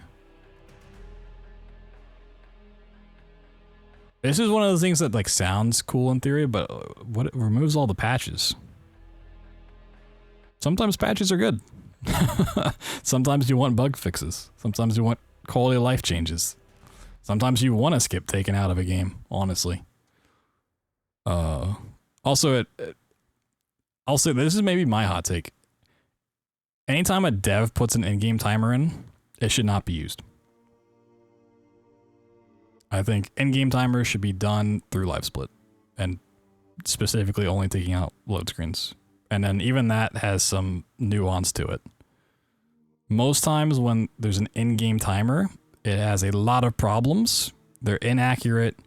They count really weird things. It's hard to know what it's counting. And also like the end result screen, even if it is accurate, like sometimes it doesn't even give you like, you know, super detailed, like it's like, oh, you finished the game in 46 minutes. Like, okay. And how many seconds? For specific kind of games, yeah. I mean, racing games, sure.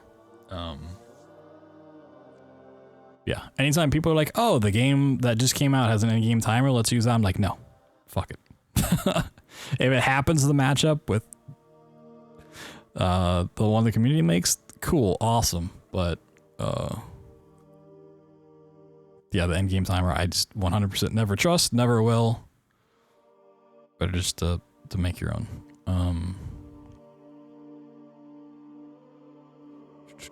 Speedrun should always be as close to not changing the game arbitrarily as possible.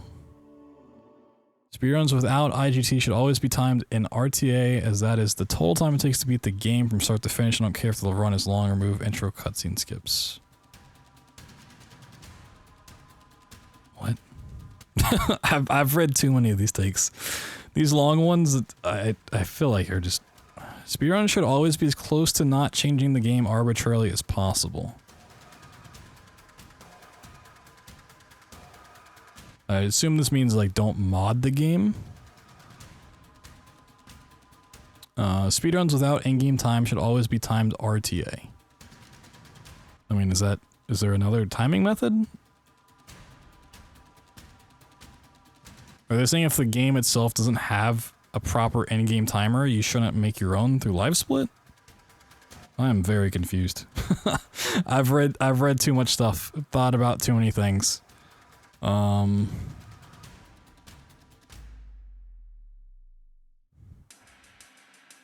Also, they're saying you can't do intro cutscene skips. Remove those. Skip the intro cutscene skips. All right, cool.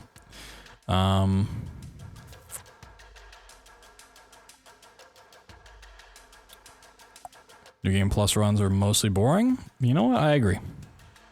I think there are some instances where New Game Plus runs are cool and exciting, but I do more often not prefer new game runs. I don't like SM64 speedruns, and people should get more credit to Zelda runners. Dog, how much more credit do you want? How much more credit do you want as a Zelda runner? Like,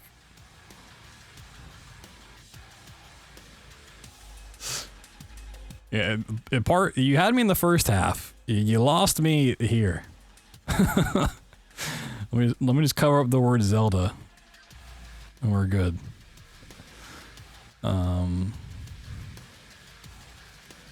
Stop saying you're a world record holder if you're the only person running the game or category. It's not a record if there's zero competition. You did a thing, that's all. I mean, as stupid as it is, until someone beats your time, you hold the record. It's stupid, and a lot of people will just put like uncontested record or something like that, but I think this is really a problem if you to like a fast playthrough. Like you play a game and no one else has submitted a time. Like, yeah, that's really stupid.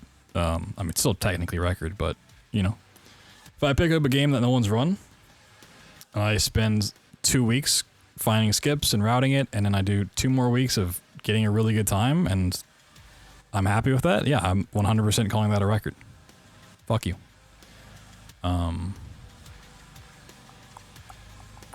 Minecraft, a Bedrock speedrun or edition has a much better community, is a much better speedrun, I'm assuming, than another version of Minecraft. Sure.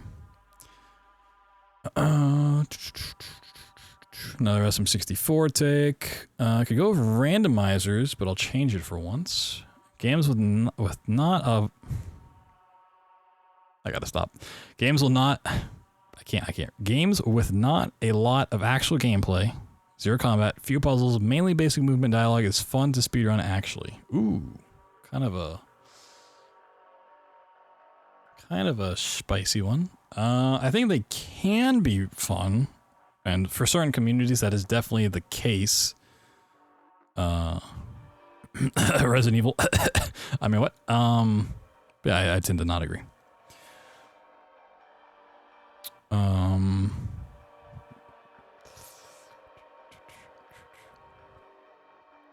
New Game Plus, games where you get some crazier fun movement tech for the entire run where the normal game is boring. That's my jam, yeah.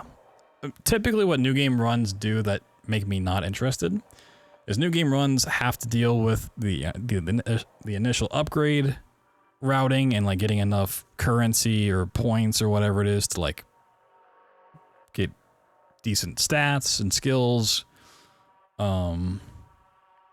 And there's a lot of routing potential behind that. And like, you know, if you do a skip and you cut out some of that, then you have to route around it. You have to figure out like, okay, I have to now go without the shotgun because I skipped over it. Like it causes a lot of cascading effects when you have New Game Plus and you just have all of that stuff always. It can be fun to do, but I think it loses the appeal very, very fast.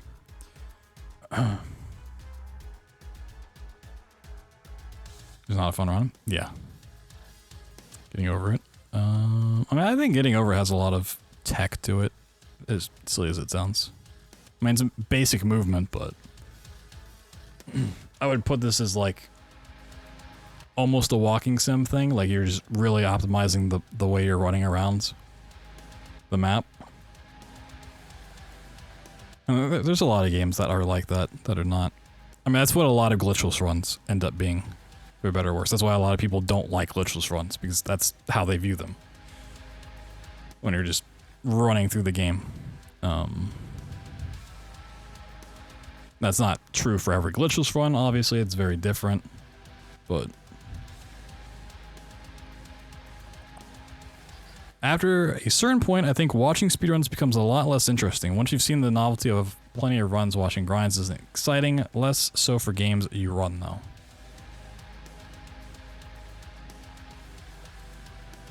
I mean, yeah.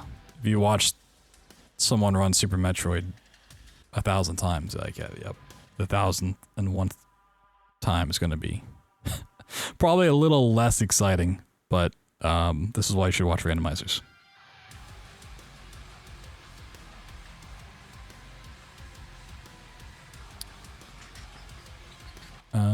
Arbitrary categories are stupid. Offline runs are still the best. You should only run games if you love them, not because they're popular. There's a lot to unpack there. I mean, first of all, part 1, arbitrary categories are stupid. Every category is arbitrary. As the famous saying goes, every category is arbitrary. Like, okay. If you're saying like weird challenge runs or whatever are stupid, like you only do any %, okay. Offline runs are still the best. I mean, this seems like a personality thing. Like, I'm gonna be honest. Maybe this is my hot take. I have so many hot takes I could put. If you do offline runs, I 100% never trust that time or that VOD. I don't care if it gets submitted and whatever. If you do an offline run, even if you do an online run, half the time I'm like, this is kind of sussy. But if it's an offline run, I 100% will never trust it. I don't care if they're a well-respected member, a friend, or whatever. I just personally don't trust it. You should only run games if you love them, not because they're popular. You can do both. Why not? Maybe you start running a game because it's popular and you realize that you actually have a lot of fun with it.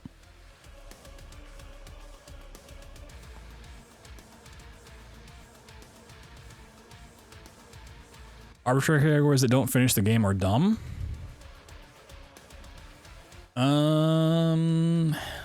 I would tend to disagree. I think there can be fun in it. Well, I don't think it... I don't think it should be taken seriously. It depends on the category. I think it's a bit silly a lot of the times.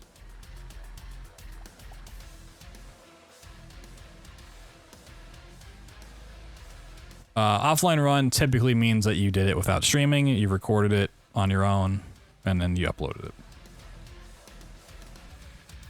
Is what I would refer to as an offline run. Like if I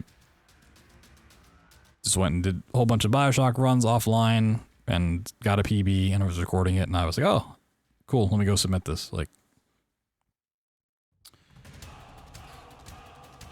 praise leave the station sign ending to stop our game over.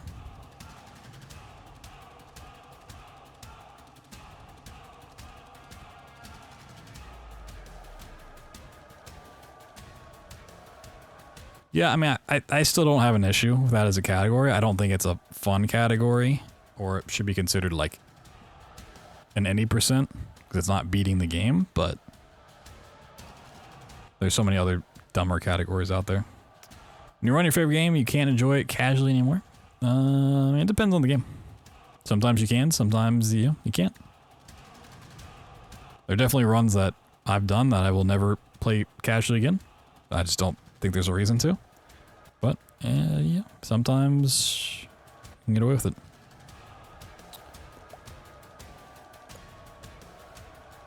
Not a hot take, but the guy who cheated at GDQ should have been banned. Instead, the community made a new category for him and kept him around.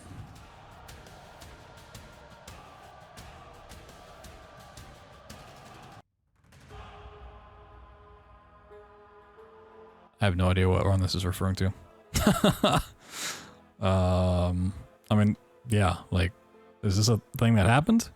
Is that the guy you hosted? I have no idea. Metal Gear Rising Order.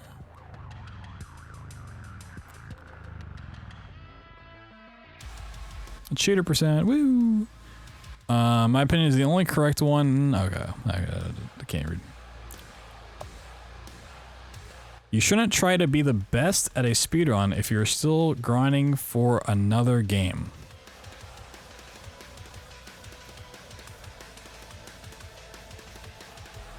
I mean, just this is a take. I don't think it's a hot take, but this may be the strangest take. Pre-record his run and pretend to get a record. Oh, that guy. Yeah, it's weird.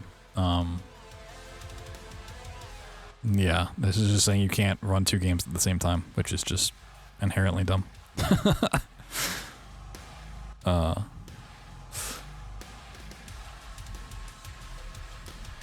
Communities are far better when they're smaller.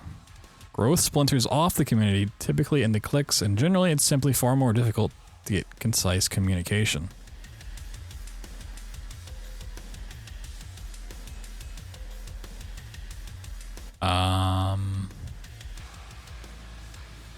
I mean, if you're wanting the community to be one solidified gelatinous thing, sure.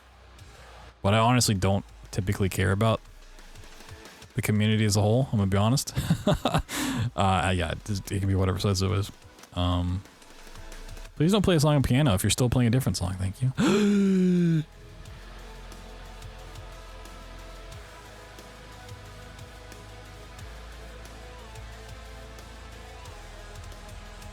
Yeah, I mean, if a community gets to a certain size, yeah, there's going to be smaller communities within there, friend groups, whatever. You know, what are you gonna do? What are you gonna do?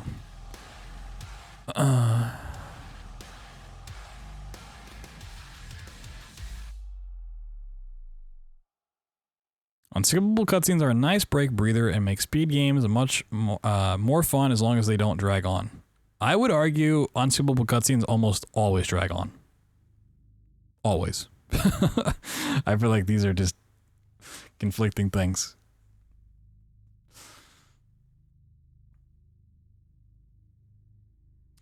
Lower limit of community members, though, before it's completely non-functional. I mean, yeah. The smaller communities also, if someone stops showing up, it just dies. Mostly communicate with individuals, yeah. That is typically how I go. Like, if I have a burning question, like, oh, how do I do the skip? Or, hey, I found this thing, yeah, I'll post it in Discord or whatever. But, you know, if I need to know, like, one specific thing or, like,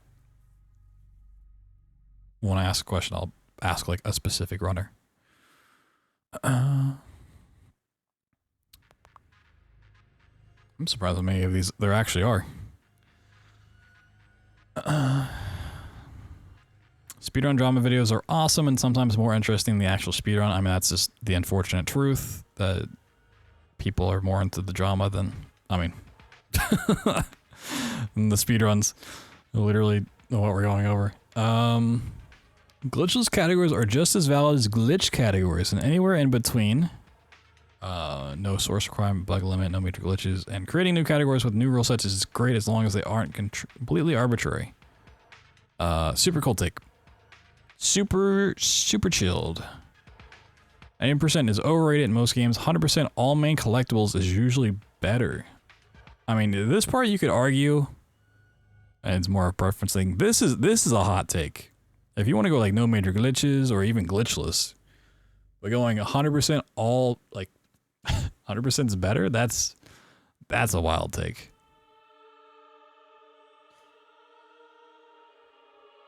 The low percent side? Yeah. I wish more games had like proper load percent. Because it does open the door for a lot of crazy routing potential. But it's also very hard to pull off.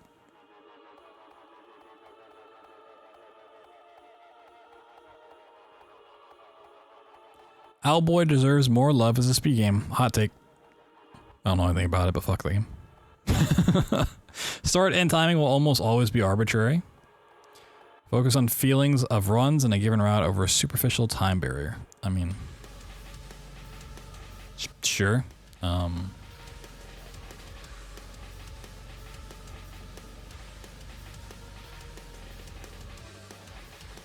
SMO 90% and forgotten. Mario, don't care. Turbo takes are back. Yeah, we definitely got out of the whole long speedrun meta. No one down here cares about long games anymore. There's a guy who wishes 100% every game he plays, but usually doesn't get around to it. I love 100% speedruns. Hey, that's fair. I don't think communities should gatekeep runs from being submitted on leaderboards because they're on emulator or re-releases. True. People should get banned if their times are faster than mine. False. You should be banned for being slow. You can become a top runner, so within top 5, top 10 in any category of any speed game, even the most competitive, within a year if you have proper practice discipline.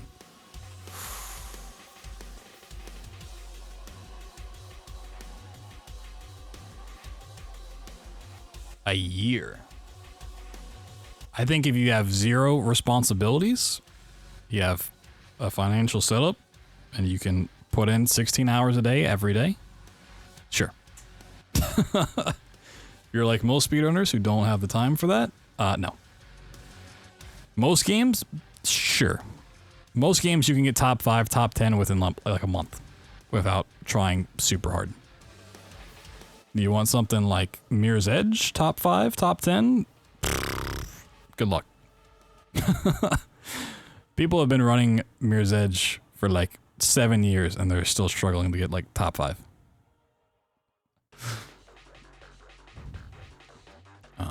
Like, could you do it in a year? Sure. But you better hope you can do 16-hour days, day in, day out. And are just mechanically gifted. Ooh, okay, a little bit of a newer take. Okay. Breaking the minute barrier is one of the most arbitrarily stupid fucking things ever. Okay, great, and I broke the millisecond barrier. I mean, it is a very arbitrary thing, but in the vast sea of arbitrary things for speedrunning, it's usually just like a nice little milestone, you know? I think the biggest and most important one is the sub-hour mark. I think that's, like, just across the board, when a game gets under an hour, that's a really cool thing. You know, lower than that, yeah, it gets very arbitrary when you're like, this is sub 57, like, okay. I'd say like every hour marked, under 3 hours, 2 hours, 1 hour. After an hour, then it's like 50 minutes. Maybe you can go by 5s, 45, but I'd say even just 10s. Like, until you get down to like the 20s, then yeah, the minute mark doesn't really matter. Like first sub 17 versus 16, like then sure. But if you're like, oh, this is the first 107, like I let me know when it's under an hour. There is some truth to it, but you know, like I said, in the vast sea of arbitrary things that speedrunning is, having some sort of milestone is cool, especially for the community. Proud of my sub 105 when top runs go below 55. Shoosh. Under 10 minutes each minute, yeah. The lower the time goes, yeah, you know, you can get away with it. If the run's, you know, under 10 minutes, yeah, passing that 9-minute threshold or that 8-minute threshold is really cool.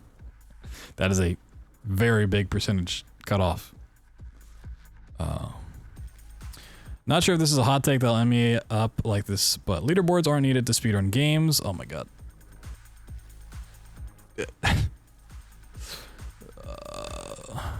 I'm going crazy. Yeah.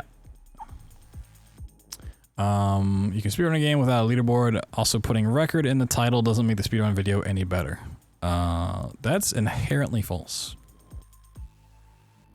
Putting world record in title makes the video 20 times better, which if you want to go check my theory, go find any record on my YouTube channel and watch it. I guarantee if you watch the entire thing and leave a comment and a like, that it'll be the best experience of your life. Just scientifically proven. 120 and 0 star are the only real categories. 1 star especially should be on category extension. Mario thing. I mean, this is like an any percent, 100% kind of take. Anything in between is just stupid, but obviously not true. The record in my title, even when I don't have the record, sheesh. Yeah, just be like me when I get super lazy and I get a record and then someone beats me the next day and I don't take record out of my title for like 3 weeks. Or just never take it out, you know?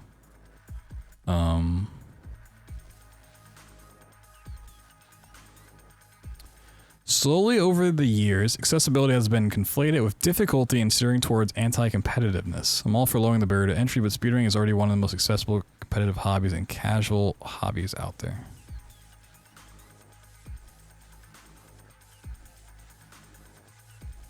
Is this advocating for accessibility or against it?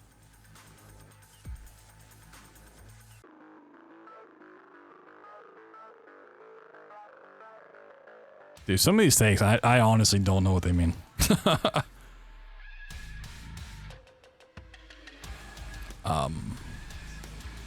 Against it? It seems against it, but okay. I'm just going back to turbo flashbacks. Okay, speed game communities are insufferable. A lot of times agree. Hobby is so fun and so rewarding, but having to share the space with people you can't stand is a deal breaker. I mean, you don't have to share the space with them. I mean, you can just do your own thing. What is real accessibility and what is difficulty? Yeah. Yeah, just, yeah. As literally half of these hot takes have said, just ignore the community. Let's get him out of here. Someone playing super close off some of best is more impressive than someone far from some of best that's doing high level strats.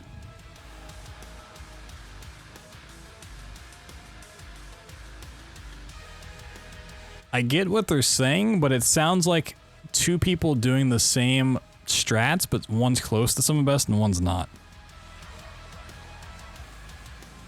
This is the way it reads, but I think they're saying someone that someone that's better at the game is more impressive than someone that's trying to be good at the game, but isn't.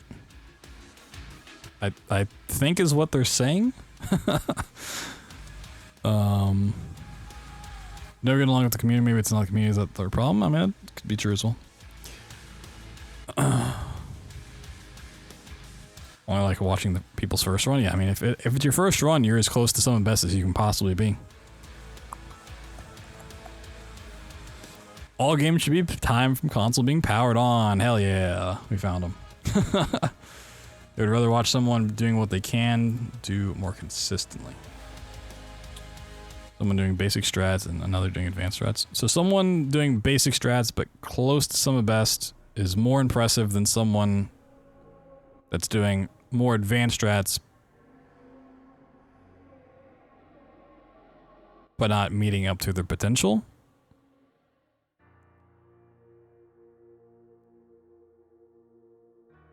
It's definitely a hot take because someone playing at a higher level doesn't matter how effective they are. Is more impressive than watching someone at a lower level, just inherently.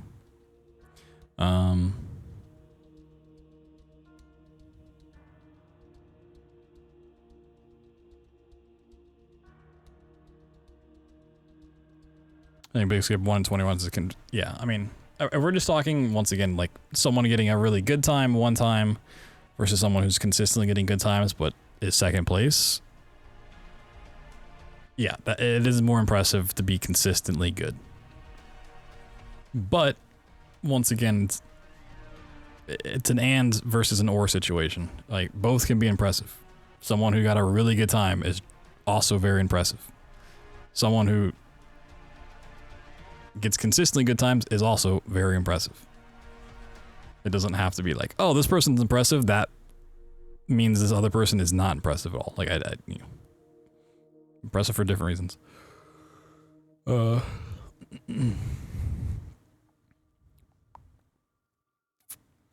Consensus that people need to be a speedrunner to join a speedrunning Discord is stupid.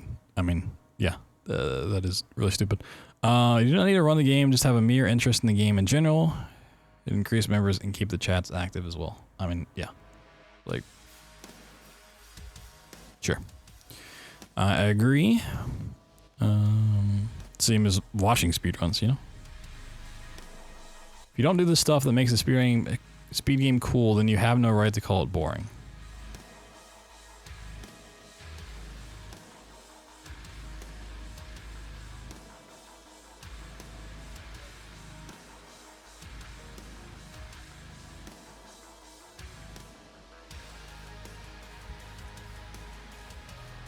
Glitch finding and general game knowledge is not more important for speedrunning community than running the game itself. I mean, you know, Discords are open to everybody. You don't have to have like an invite for being a runner. I run glitchless. This game is boring. I don't know. Why was Jacob so mad? I don't even remember what the take was. A lot of people are mad about a lot of reasons. I mean, sort of true, but also like, you know, you like what you like, right? Like, I can go run a JRPG game, and even if I do the stuff that's cool, I might still be bored by it. Yeah. Kind of a hot take, but sure. This is another instance where I want to know who hurt them. This was someone that like really loved running a game and thinks it's really cool, and then someone's like, yo, dog, your game's really boring, and then left. He's been thinking about it ever since. Just laying awake at night. Oh, okay. we're getting some more just general takes about games. It's interesting, not turbo and long runs. Platformer speedruns are typically boring to watch and are greatly overrated. Give me a menu fest or sports game any day. Whoa, okay. That's a hot take. Okay. I wasn't expecting that to go that way. So, okay, they don't like platformers. You know, that's fair. I've seen that take before. But then they go with a menu fest or a sports game. Two wildly different genres. Or, unless they mean like menu fest is in like a sports simulator, like Football Manager 2023, where you're just like managing menus all day, every day. I mean, yeah, menu fest like RPG, but who runs an RPG? Who's interested in an RPG and a sports game? I feel like those communities are so far apart. These are like the furthest genres of games from each other.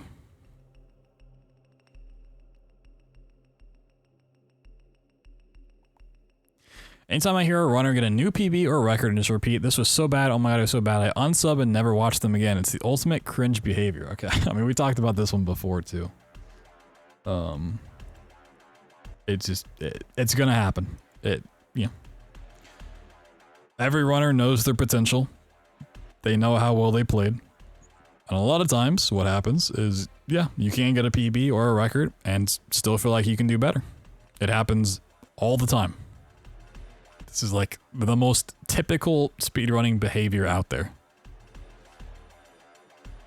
Almost every PB I've watched recently, the person like had a really terrible PB. And they got like a PB by like half a second when they could save literal minutes, right? Like, do I think you need to go on and on and on and on and on about it? Probably not. But like if you're just hung up on this for like 2 hours, yeah, that's kind of a problem. If I get a PB, I'm like, yeah, this run sucks, I want to do more. And you're like, that's cringe? Like, okay. I'm not going to sit there and celebrate something I know I can beat with 2 more runs. Non-commentated, no-face cam speedruns are still enjoyable despite being less recognized by today's standards. I mean, sure. Nothing wrong with that. I honestly don't have a preference. Sometimes I hate not having someone there to explain what's going on or just having someone talking just about anything, honestly. Other times the talking can be really annoying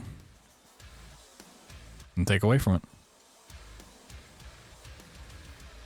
Goes both ways. Far too large proportion of the speedrunning coverage is given to Mario and Sonic. Oh, Sonic. Sonic getting some hate. It's sometimes easy to think that they're only 2 serious speedrunners care about. I thought they were going to say Mario and Zelda.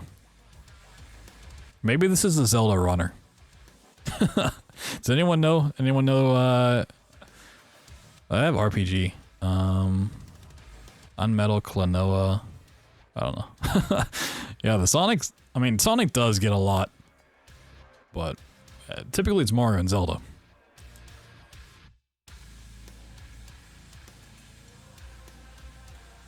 Watching a heavily glitched run without context is hard to follow. Yeah, I agree. I think it entirely depends on the game and also the run itself. Like the example I used earlier that was really annoying for me and that I had to like mute was when I went to learn My Friendly Neighborhood, and it was an uncommentated run where most of the run just had, let's see if I can find this wrench flip sound the entire time. Give me someone talking about whatever over this any day of the week. Right, like, yeah.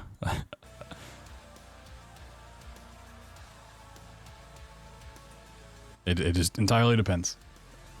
There's a lot going on.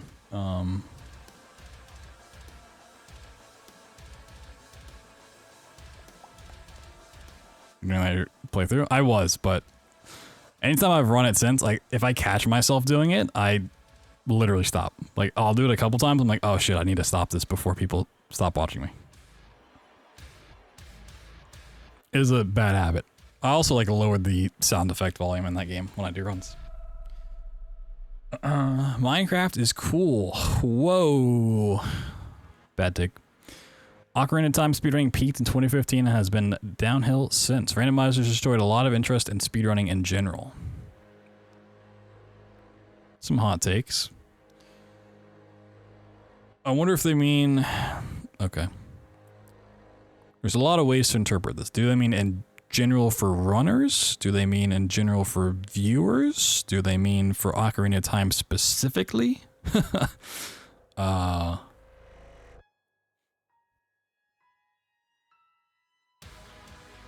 So I'd say in terms of viewership, no, this is absolutely 100% the opposite. People don't watch randomizers and would rather watch speedrunning in general. From a runner standpoint, also most people still, I mean, maybe for Ocarina of Time, there's a lot of randomizer runners, but there's still a lot of regular speedrunners of the game. I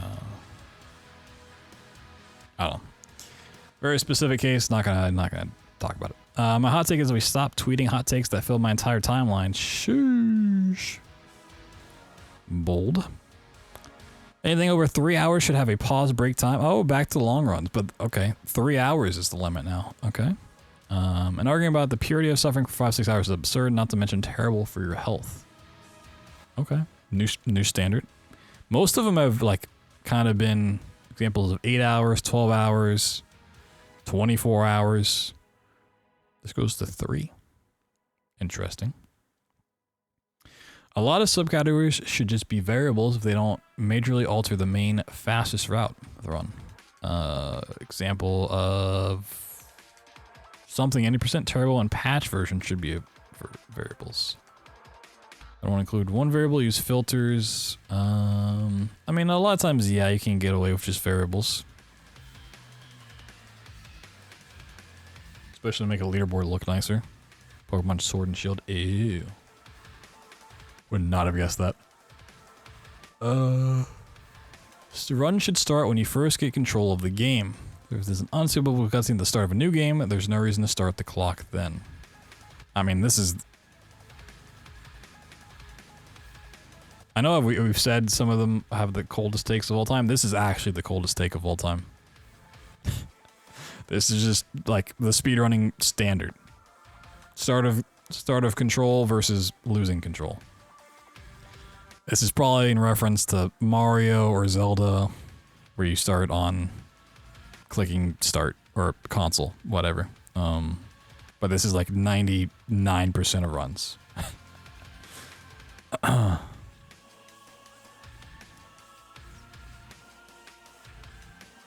I've tried to understand the hype, but I honestly can't get into watching Zelda speedruns. Doesn't matter if it's Ocarina of Time, Majora's Mask, Twilight Princess, Breath of the Wild, whatever. I'd rather watch SM64 0-star resets for 6 hours. Whenever I'm in a Zelda runner chat, it's because I like the streamer, not the game. Damn, not even talking about Sonic? What the fuck?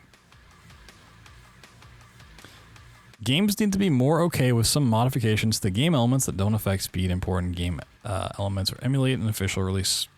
Sure, true. Don't be afraid to mod the game. You should be able to skip the intro or tutorial section of game before the run starts. Tutorial section, if it's part of the game, no. Intro, 1,000 times yes. Might be running out of takes to talk about. Another SM64 take. A take there. Super hot isn't a super hot take, but if a once somewhat hard to pull off glitch becomes a feature of the game and is made much easier and more consistent by the developers themselves, then it's no longer classified as a glitch.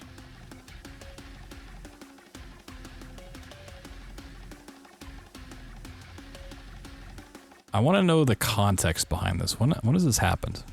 I mean, yeah, if the developers step in and like make a trick easier for runners, I mean, I'd still say it's a glitch, but this goes back to my hot take.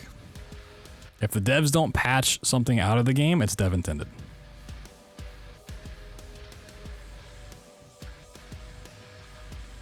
they leave it in the game, it's intended.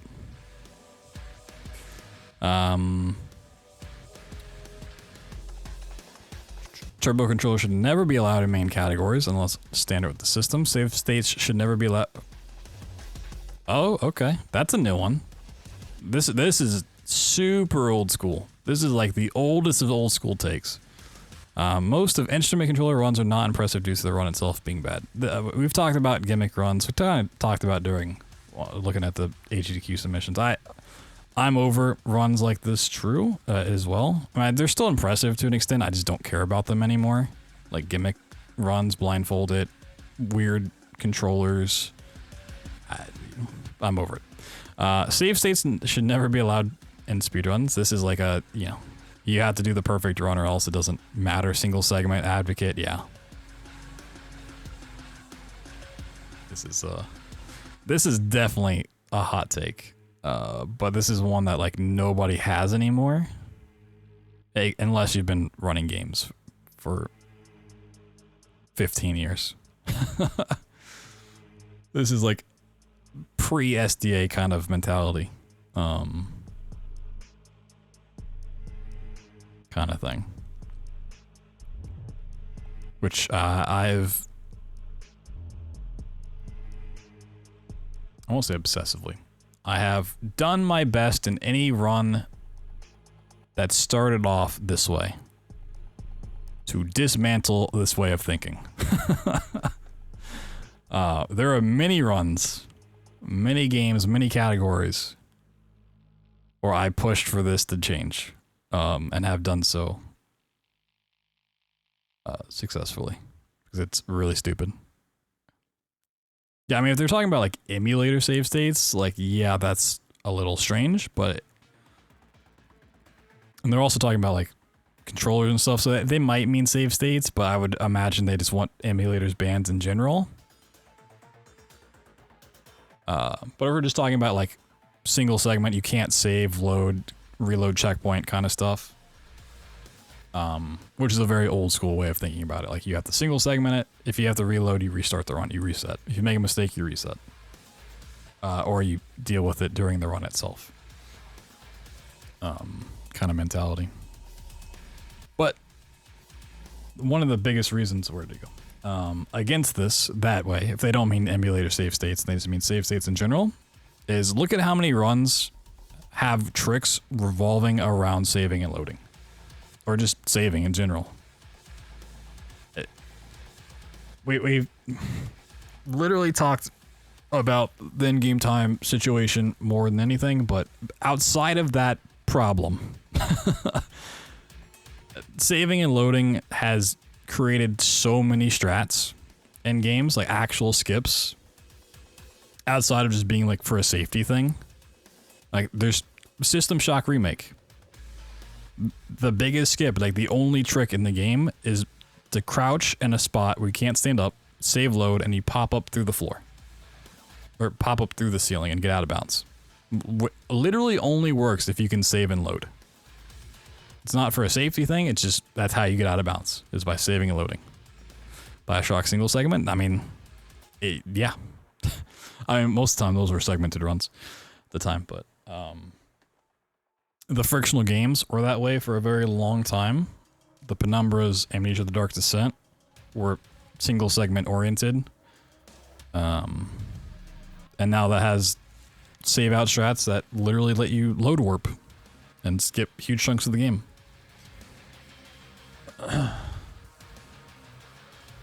I think as long as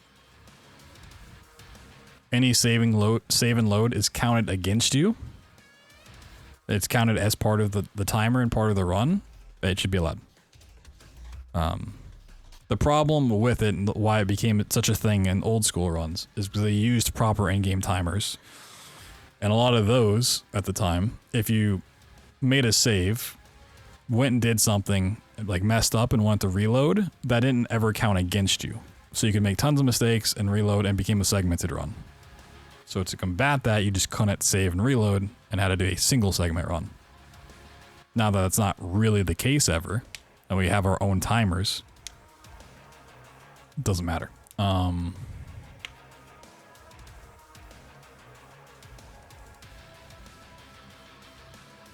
There's also another reason you should just not use a game's in-game timer and make your own.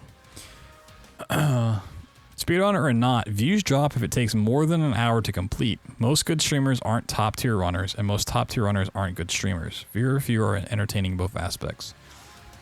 There's some truth to it. I don't think the if it takes more than an hour to complete thing is true at all.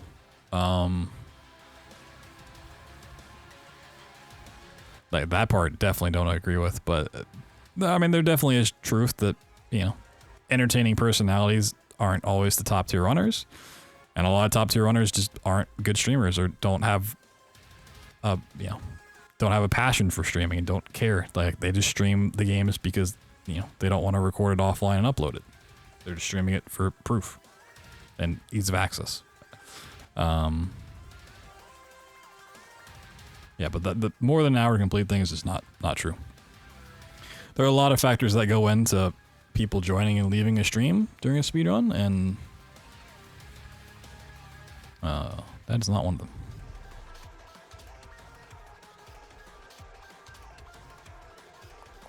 Glitch just still isn't real.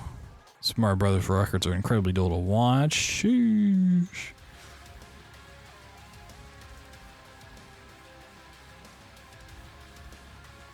We might be... I think a trick being task only is just a skill issue 90% of the time, and eventually someone is going to do it, so everyone might as well try grinding out now.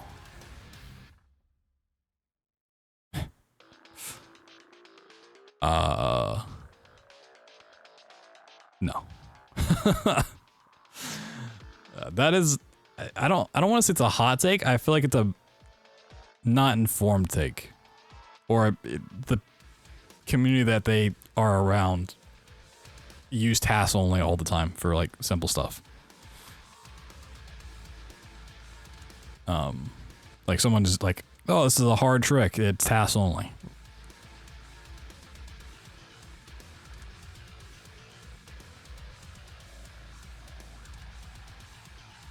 This also might just be like a, I don't know this person. Depends on the communities that they're around. Might be a newer runner that's around other newer runners, and like, we just talked about segmented runs. Segmented runs have kind of just gone away entirely. Like sometimes they still pop up here and there, but usually it's task only runs, especially with like taskbot and stuff being popular. Anything that's not like a standard any percent kind of run, or, you know, typical, your standard run is just going to be tasks.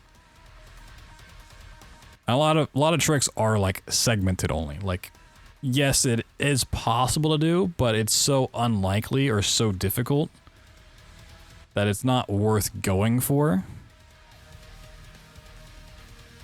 Unless you're like doing segmented only. But then going tasks only is above that, going to inhuman levels. Where, you know, you literally cannot have the skill to do it. I think that's just like a nomenclature thing. Terminology difference. The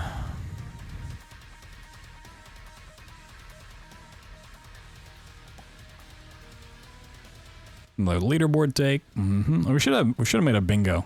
That's what we should have done. This would have been way more fun if we had made a bingo card beforehand. Damn. All right, next time one of these threads pop off, remind me to make a bingo beforehand. In like 7 years.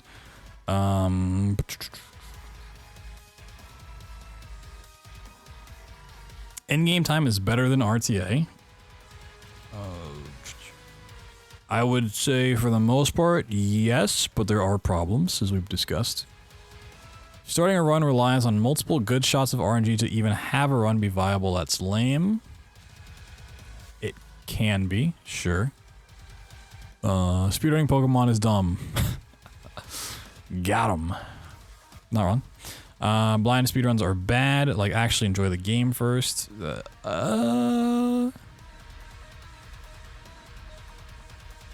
They can be. I think it's silly if it's like a cool, fun game that comes out and you're like still like excited for it, and you just do a blind run of it so you can start doing runs immediately. That's silly, but there's a lot of games that like I don't care about and will never care about and want to enjoy that like doing a blind run of like could be fun, right? Like, I remember I don't really do them anymore, but one of the blind races that I did way back in the day was of Mickey's Castle of Illusion, some Disney Mickey platformer. It's like, yeah, I'm not going to sit there and enjoy that game casually because I just don't care. But it was a fun blind run to do, you know?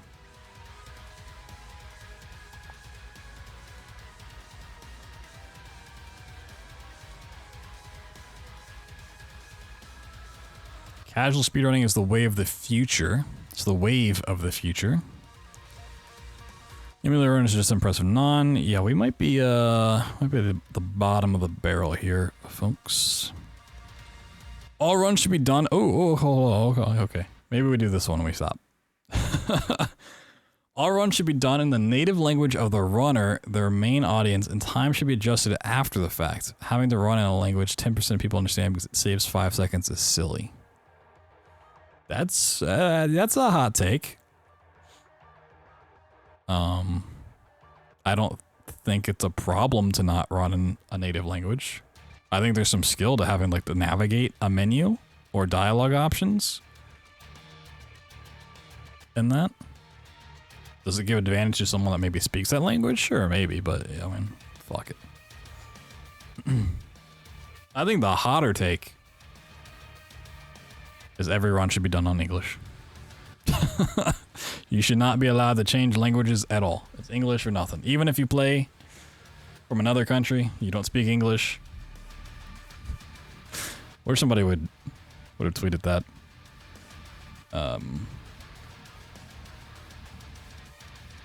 One hot take, and it's not really a hot take, but it's just something I don't care about.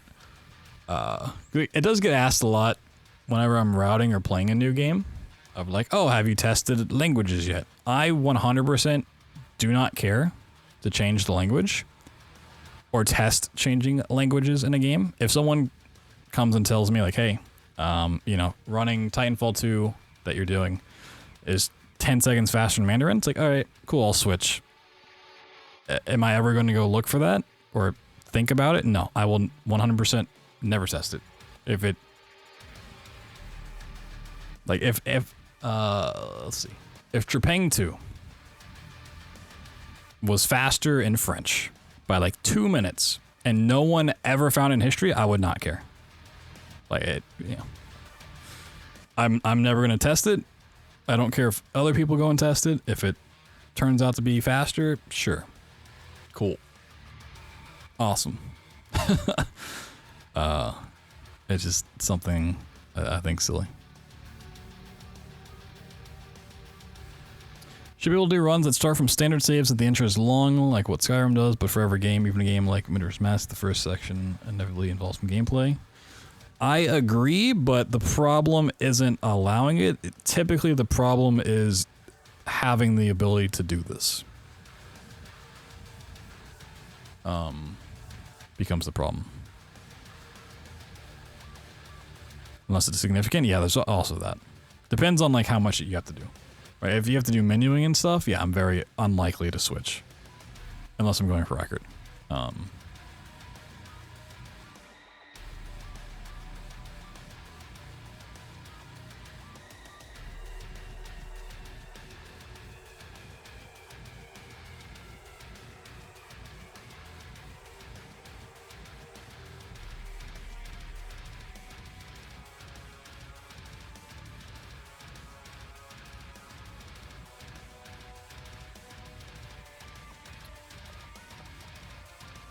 Stop yelling every time you make a mistake. Sure, sometimes it will be an emotional outburst when a good run goes down the drain, completely understandable. But if you're yelling every time a mistake is made, you need to chill a bit. I mean, yeah, if you're literally yelling about it, sure. maybe you do need to calm down, but you know, I think if you're going for a really good time and you're just kind of frustrated, it's understandable. Depends. But yeah, if you're like slamming your keyboard or throwing your controller, Yeah, that's a bit much. If you're running a game that takes 15 minutes to beat, 80% of your runs will end in a reset within the first 60 seconds.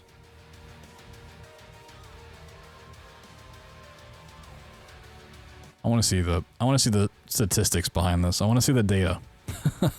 Somebody crunch the numbers. You have to be a proper entertainer to make that interesting enough to watch for a 2-hour stream, but not every streamer gets that. I mean, yes. I mean, this goes for anything. If you want to be a streamer and an entertainer, like, doesn't matter what you do.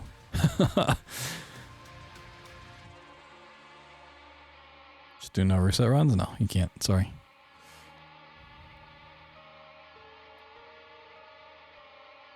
Strategy hoarding's pretty cool, you know, kind of based.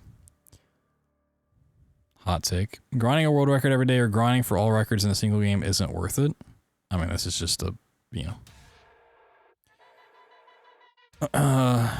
what do you value out of a hobby? What do you want to do?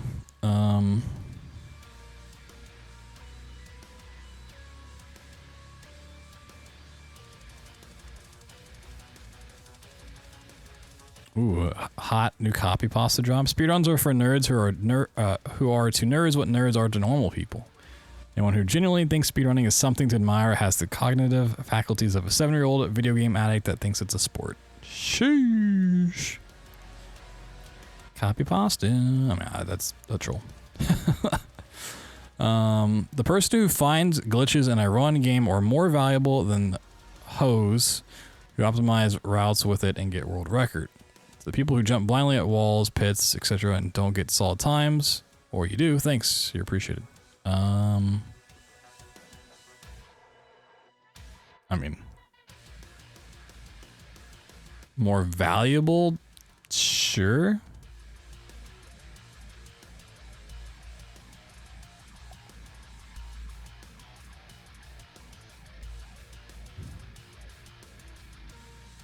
%, of time, 83% is just a statistic. Whoa.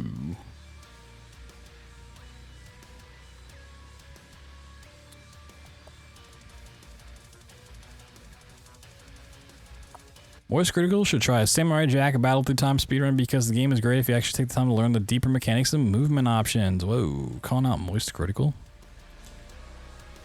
Hot take. 80%, 100%, or like all bosses, glitchless is all the counters we really need. Okay.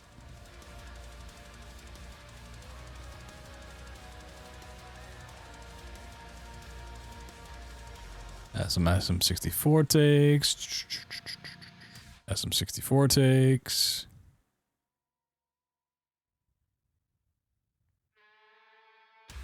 A Subway Surfer take. God damn. USB loading. USB loading should be allowed in any game where gameplay isn't affected by it, and USB loading should be only allowed method for loading the game once runners are under a certain threshold. Anybody know what USB loading is? I've literally never heard this term. In gaming or in speedrunning. The fuck is USB loading? This is like a console thing? Did they say what they run? Nope. Loading a save from USB or something? Limits run speed? Yeah, I'm very curious. I'm gonna...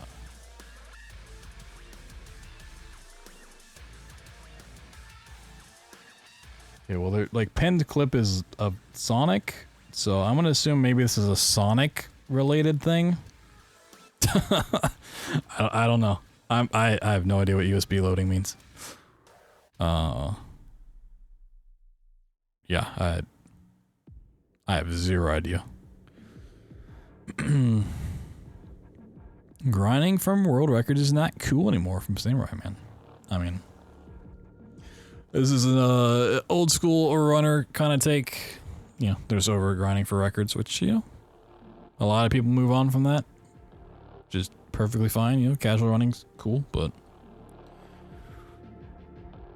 nothing wrong with grinding for a record. A large majority of players will never get a world record, so it's interesting that this is framing, interesting that is the framing that speedruns get to people outside the scene. Ideally, it would be presented as a self-improvement avenue to people first rather than a glory hunt.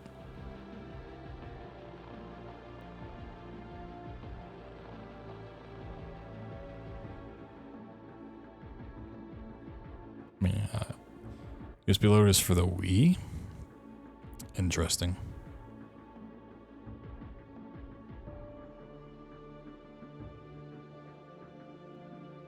I don't know if speedrunning would ever be considered a self-improvement avenue. I mean, yeah, like getting a better PB or something, like, I mean, you can improve yourself, but like if you want to improve who you are as a person and things about your life, that speedrunning is the absolute wrong way to go. I would... yeah, self-improving on your own times, like if that's what they mean, sure. If they mean like self-help book kind of self-improvement, like, no. Stay away. There's a right and wrong way to be serious about speedrunning. Striving for self-improvement is great until it turns to self-loathing. We've all been guilty of this at some point, and no one has the right to point finger at other people for doing what they do their way. Sure.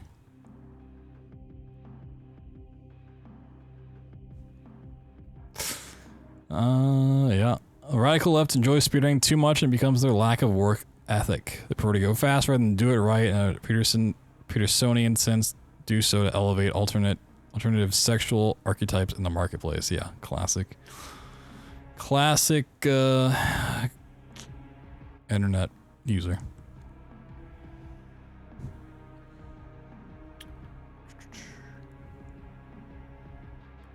Very game specific stuff. It's spelled, ooh. Kind of surprised that this, been doing this for like multiple hours now.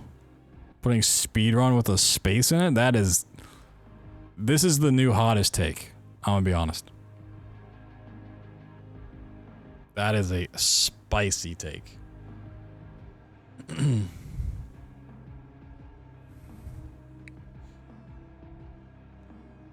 Spicy. How about speedrun? No. The only alternatives is speedrun one word, all lowercase, or speedrun with a capital S. Anything else is wrong. Turbo is valid. All runs over an hour sure to allow breaks. Okay, this is going over an hour. We just keep coming down. It was like 12 hours, then 8 hours, and 3 hours. Now we're at an hour.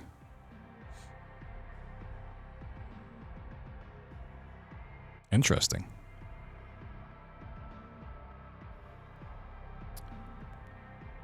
Any run over 5 minutes shall, yeah, any run over 5 minutes should allow a 5-minute break.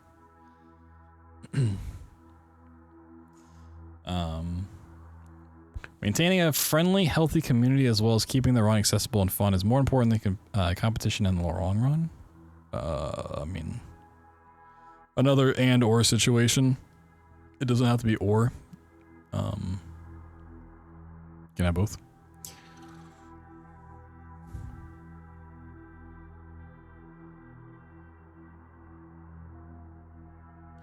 I prefer watching speedruns of games that were meant with speedrunning in mind. That's a hot take because speedrunning in mind games typically suck.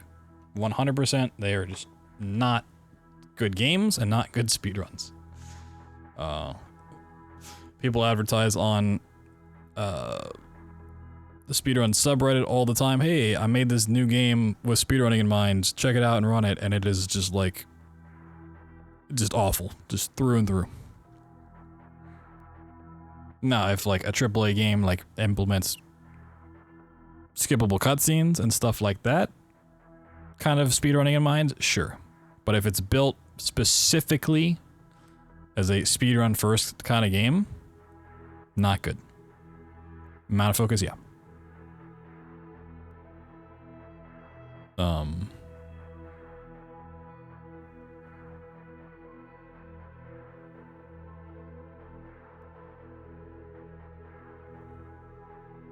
Like, the best thing you can do is just build a great, fun game that people want to play, And then have stuff like accessibility things like skippable cutscenes, rebindable keys, graphic sliders, you know,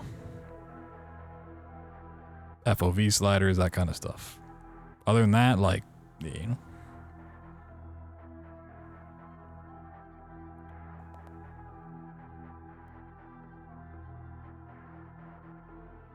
What you see a lot, what happens is these games typically don't get broken. They don't have like you're just supposed to play it really, really fast. Like you're just moving really fast is what the speedrunning in Minds means. And like if there is some sort of thing, it gets patched out because the devs don't like that. They're like, no, you have to play it fast, but like the way that I intended for you to play fast. Or it's just like a 3D platformer where there's like nothing to be done. Skippable cutscene. Yep. Ocarina. Okay, back to some Zelda stuff. Most of these I don't really care to read, but sometimes it is kind of juicy getting the drama. Like, what about Zelda hurt you? Ocarina speedruns aren't all that appealing as you only play the shittiest parts of the game whilst doing some stupid movement setups to skip the rest. It's impressive that that was all figured out, but it sure doesn't look fun to actually play.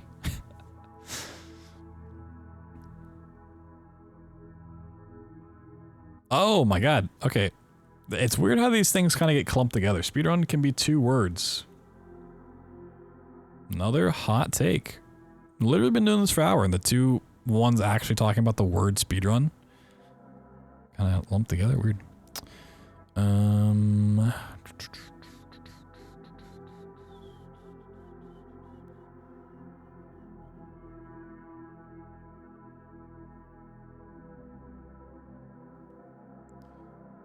One we kind of talked about.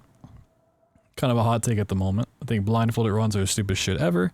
I think that they are impressive in their own right, but I am completely bored of them. We talked about this multiple times so far today. Challenge runs that affect you more so than the game, I'm completely over. Like, they're still impressive. Don't get me wrong. I've done my fair share in the past. But I agree to a smaller extent.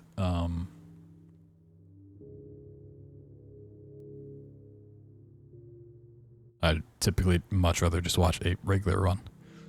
Speedrunning isn't that fun and nowhere near as rewarding unless you're going for record. Lukewarm take. People should explore more speed games more often. There's some hidden gems out there which are worth trying. True. This is definitely a hot take that I don't agree with. This is one I see from a lot of newer runners. This is someone who's been running for like 3 years or less. Usually less. But this is one that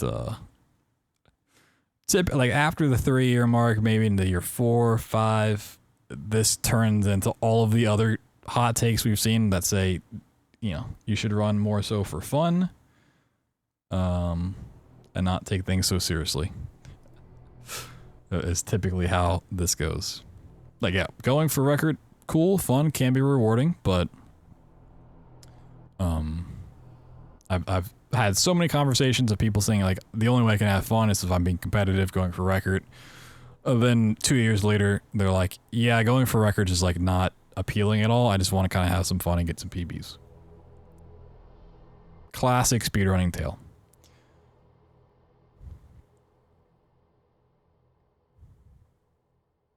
Speedrunning fighting games is stupid. Speedrunning Minecraft should only be for certain seeds instead of the game in one go. I thought this was going to be certain seeds and not random seeds, but they went instead of the game in one go. I mean, this is a hot take that, like, I mean, I personally don't really like watching fighting game speedruns, but perfectly fine, perfectly valid. Yeah, there is a set seed category, so I don't know. Your game has an intro with actual gameplay or no way to save right after the cutscene text intro finishes, and you shouldn't be considering intro skip. I agree, unless you can mod it in, then I think it's perfectly fine. But yeah, this part I 100% agree with. If your cutscene, or if not cutscene, if your intro has any actual gameplay, it doesn't matter how little it is or how much it affects the run, it should not be skipped. Prime example that people always want to skip is BioShock. BioShock 1, you know, you have, well, one, you do have an intro skip with skipping the plane and waking up in the water, but you swim through the water, very easy to do, go downstairs, and then you do the bathysphere ride. If you do the skip, it saves 2-3 seconds. If you don't get it, it's whatever. But it's very long. You know, once you get out of that and you're in Welcome to Rapture and you go through that part of the cutscene, it is like 4 or 5 minutes, right? Not great. You know, if I just grinded out practice and stuff and wasn't going for real attempts, which I did many times leading up to SGDQ last year, AGDQ the year before, whenever I did BioShock last time, that's what I did, right? I just did no intro runs, started it in Welcome to Rapture, and that's just the way to practice, but I never wanted that to be any percent, because it's not, because there is gameplay there. Fought against it many times for like Fallout 4. They wanted to skip the entire opening section going into the vault, which had a lot of gameplay actually. Typically I just, if you want to do an intro skip like that, make it a different category. The Ori one is definitely for me, a touchy subject. Because if I was around at the time, I would say yes, like standardized runs of Ori should have that 8-minute prologue. It sucks to do. And you know, maybe like standardized runs are not the way to go for it. But I also joined late and enjoy skipping it with a randomizer, so I'm not terribly against it.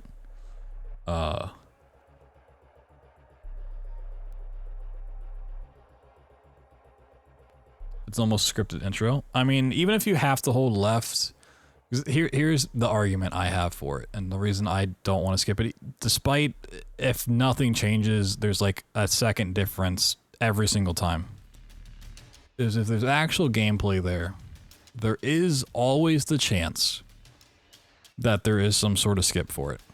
And by just skipping that entirely, you rob that of happening. Because if you just never go through the intro, no one's ever going to look for it, try to find a way to skip it. And that, you know, it is not the best argument, you could say, but you know, there is potential to find speedrun tech for those type of segments. Once thought to be unskippable cutscenes have been skipped before. It's not the craziest thing to have happen. And yeah, even that like half-second time difference does make, yeah, it's a what's the word? A rolling stone. That I can't think. You know, that can snowball into a much bigger thing if you're like going into your first split and you're, you know, already behind. Even if the half second, that red split, you'd be like, oh no, okay, I'm kind of playing bad. I need to play better.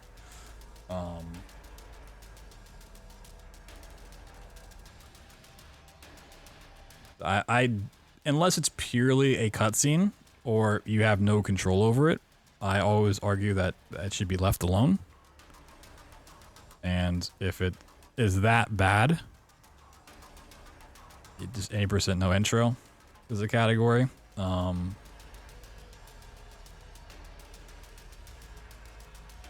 Like another example, Wolfenstein: The New Order.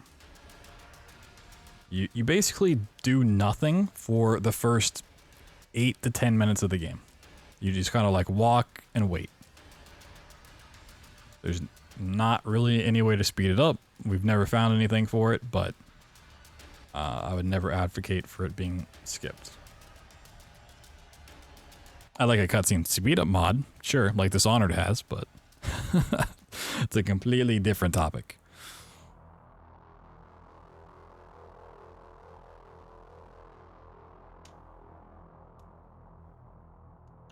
Ending, I'm much more open to when a time should stop than an intro.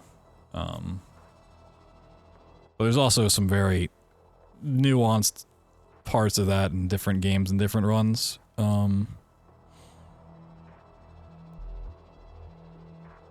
Like, do I want to go through the outro of BioShock Infinite every single time I do a run? No, it's like 12 minutes of walking and doing nothing. That's why if I don't get a PB, if I don't go into that part with like a good run, I just reset. I'm not gonna go through 12 minutes of walking. But I'm also not gonna advocate for that being taken out. Like, time shouldn't stop there, because that's not the end of the game.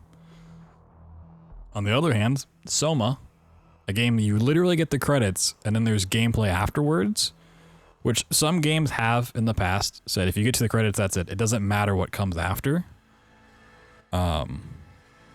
The time for that stops after that gameplay segment, after the credits. So, you know, there's definitely exceptions to every rule, and for the most part, gaining control to losing control, whatever that may be, is just the way to go about it, but it's always going to be different.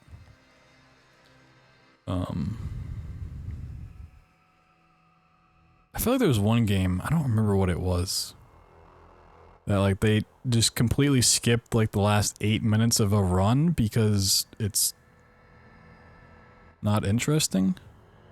But I don't remember what it is. It's escaping me.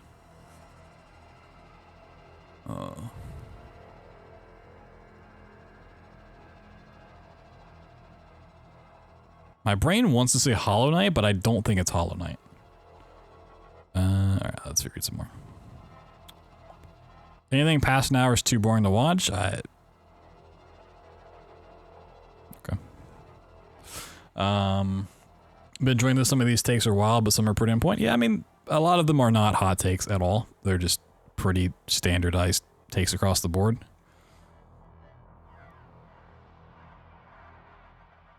It's also just a lot of these takes completely depend on how long you've been speedrunning.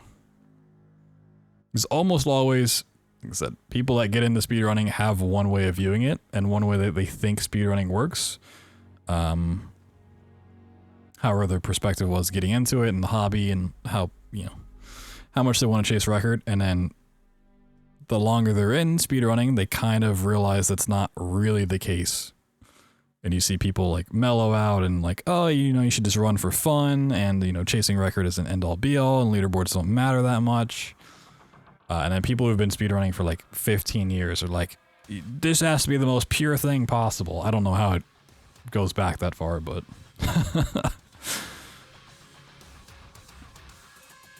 those old runners don't want to change their ways. Being excited about being on your best ever pace out of XSplit is setting yourself a trap for losing the run. If you lost your best ever pace out of a certain split, you should be proud of what you accomplished instead of thinking you'll never get on pace like that again.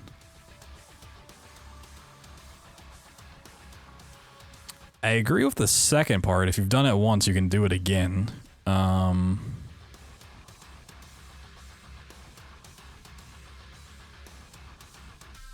Is this saying you shouldn't jinx yourself in a run, or you shouldn't be excited about...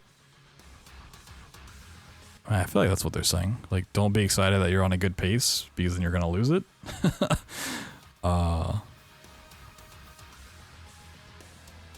Possibly. That's a... yeah. Don't be sad if you lost an amazing pace. I mean, I think that's what the second one is for sure. Like, you know, if you are on a good run and it doesn't happen, you lose it, like, just know that you can do it again. It just sounds like the first part. It's like, just don't get excited and you'll jinx yourself. I've said it before. I said it a couple times. I just want to read a couple more. I want like one more good spicy take, and I might call it. So my voice is kind of going.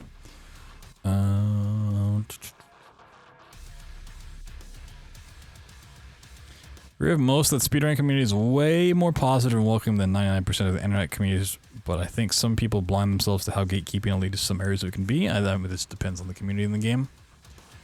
Yeah, I mean, some games are going to be more gatekeepy than others. So it's just how it's going to be.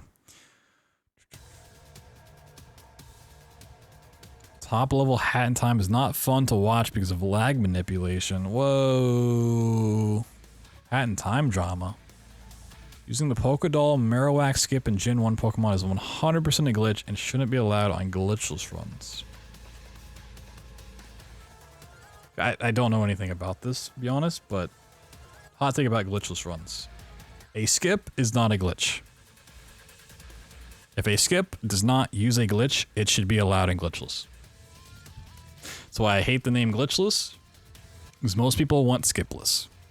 It's a thing I argued about relentlessly in Amnesia the Bunker for glitchless, because the wrench skip that was used previously did not glitch.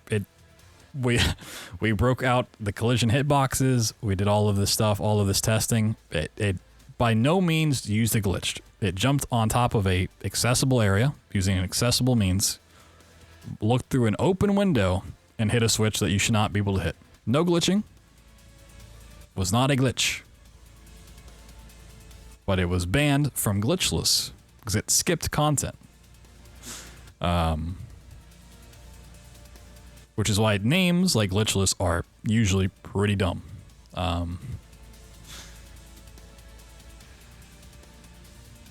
When most people want skipless, but it's a nomenclature thing.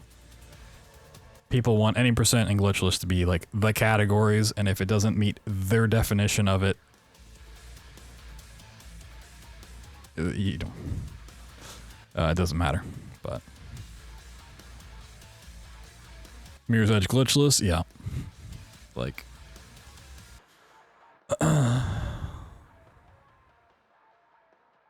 glitchless in Gen 1's like better hope you don't miss 100% accurate attack or your run fails. I mean, that's just Pokemon. Pokemon just like hope nothing goes wrong. To have fun.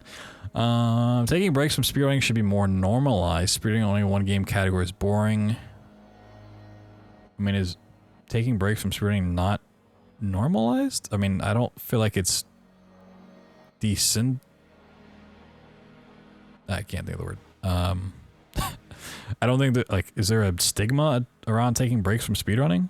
I feel like that's not really a thing. Like, people take breaks constantly, all the time, every day. For burning yourself out? Yeah, I don't know.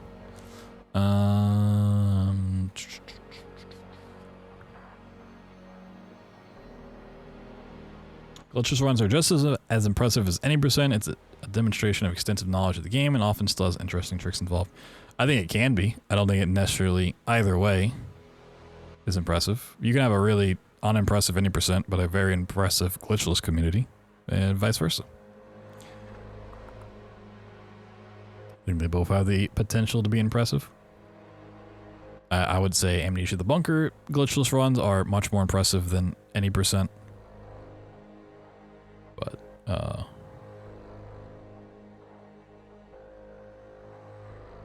yeah. Some RNG stuff. The notion that every time you run a game, you want to test your might against all other players to claim back a title is annoying. Sometimes I just want to showcase a level game, but don't want to sit through cutscenes for several hours or something I'm already attempting. I think it's more like a streaming kind of mindset of like viewers asking if you're going for record or expecting you to be going for record kind of thing.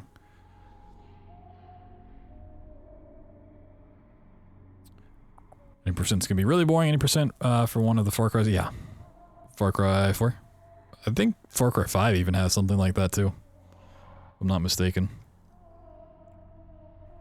If you only speedrun games that if you only speedrun games that are under 5 minutes, And your run clearly looks like a second playthrough that you did to say you did a speedrun of something. You're not a speedrunner. I mean, that is a hot take, but disagree. I think if you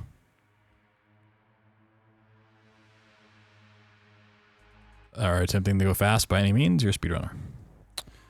Doesn't matter how long that is.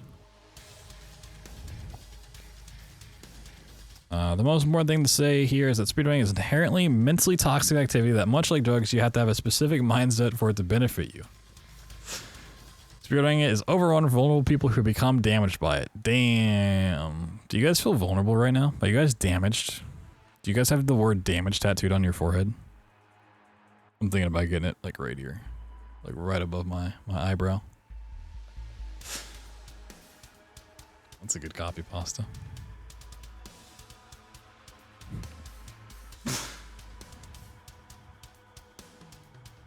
Classic. Speedrunning is supposed to be fun. For repetitively grinding to get better as time starts feeling like a chore, then you really need to take a break. Speaking of breaks, runners should be allowed to pause the game for a few minutes on any run longer than an hour. Okay, this person's advocating for an hour. It is kind of strange how like the time has come down like just consistently as we've read more. Like the timeline just worked out. I don't know. It like didn't start at an hour and jump to 8 and go down to 3 and then 12. It's like 12, 8, 3, 1. How does this happen?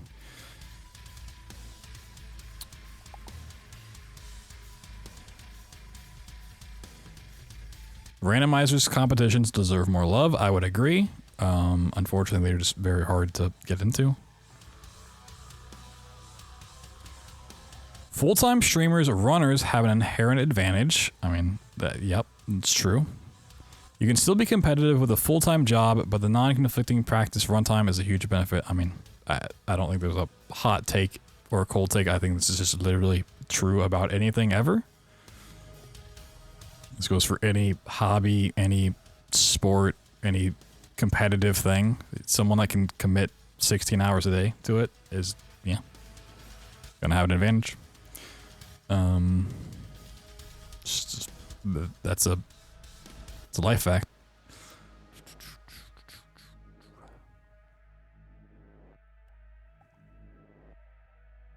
In order to be competitive in speedrunning, you have to do all the hardest and most optimal strategies. Also, as a singular strat can ruin a speedrun. Nothing is required for a speedrun. You can do whatever strategy you want. Okay. I thought they were saying you have to do that, which definitely would be a hot take, but yeah, this is the opposite. Yeah. Fine, super cold. You just don't have to do record strats. Yep. Mm-hmm. Emulator. Your speed game was any good, I would be running it, yet here we are. Damn. Got him. Oh shit. I gotta delete my account. Not really a speedrunning thing, but when runners say pog after PB, it's the corniest shit I can't. Damn. What if I say sheesh? You think they have a problem with sheesh?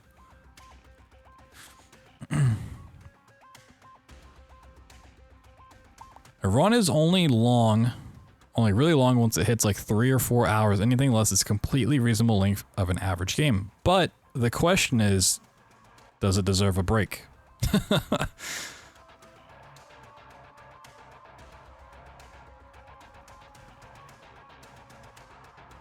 Also, for me personally, I would say anything over an hour and a half is a long speedrun.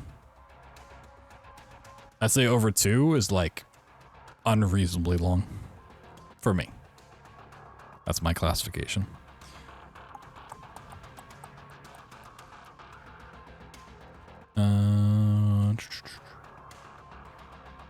Speedrun stream / VOD can look however the heck you want it as long as there's some discernible gameplay. Ultimately, it means people are running the game. Some people enjoy having a face cam mic and some can't, don't like that, and not enough people respect either side. Yeah, I mean, I think this is just the general take these days. It was a thing initially when streaming became more popular with speedrunning. Of like covering up gameplay with cameras and alerts and timers. I think anyone that has that opinion still is typically just an old school runner that like wants everything to be super pure. I think this is just like the standard If you want to do that stuff, go for it. If not, it's fine.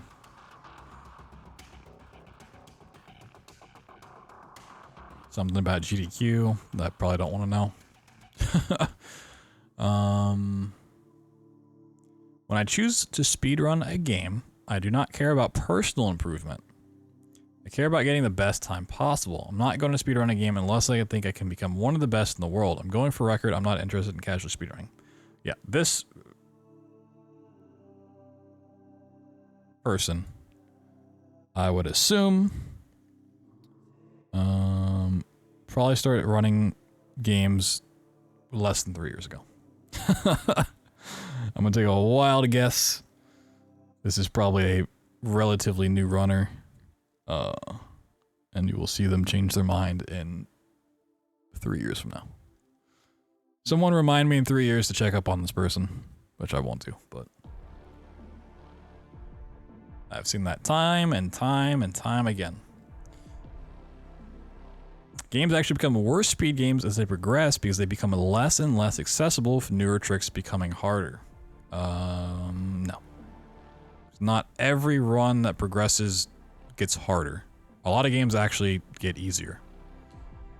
First time runs from 7 years ago. Oh. What are they records?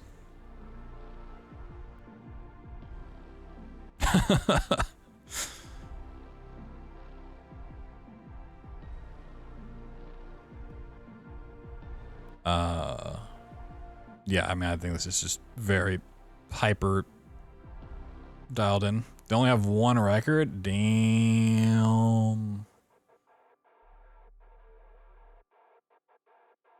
Many games can be easier with time. I mean, you also have the inherent thing that as runs get faster, you can just grind out runs faster, you know? If this game has gone from 1 hour to 30 minutes, you can get better at that 30-minute run because it's only 30 minutes. In a meme category of a game? Damn. I mean, if you think you can only get, like, you only run a game because you think you can get record, you just start running games that don't have other runs.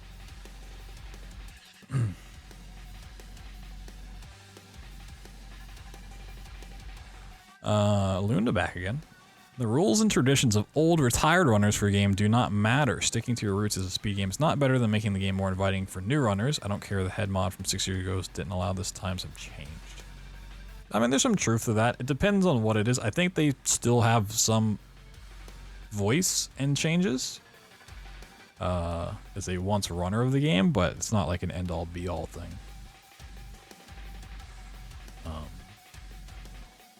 Especially if, like, they have a certain time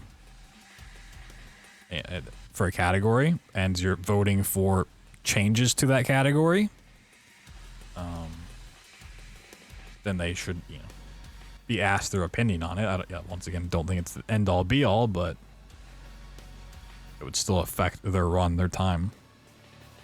Some games can get kind of boring to run with new stuff, like instead of precise and satisfying movement, you just clip through a wall. Yep. That happens all the time too. Yep. Things just get inherently easier. Like some big nasty trick just gets taken out. You can't make record, make your own category. True. Like an example of this, from my experience, is I stopped running Fallout 4. I was once the record holder for any %. Did some routing changes and stuff, and you know, was part of the community for a while, and then I stopped running it, retired, haven't touched it since.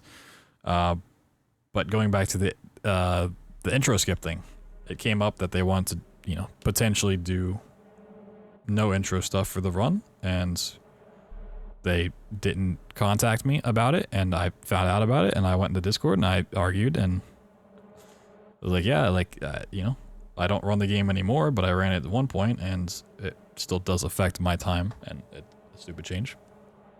I mean, they didn't have to listen to me, but still think your voice should be heard from that matter. Yeah, better like hitting all 7s at a casino than getting the SMB any % record. I mean, luck versus skill and time dedication. I mean, in terms of time, maybe. I mean,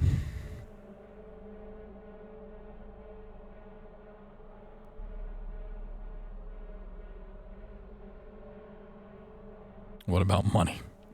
I mean, yeah, there is that.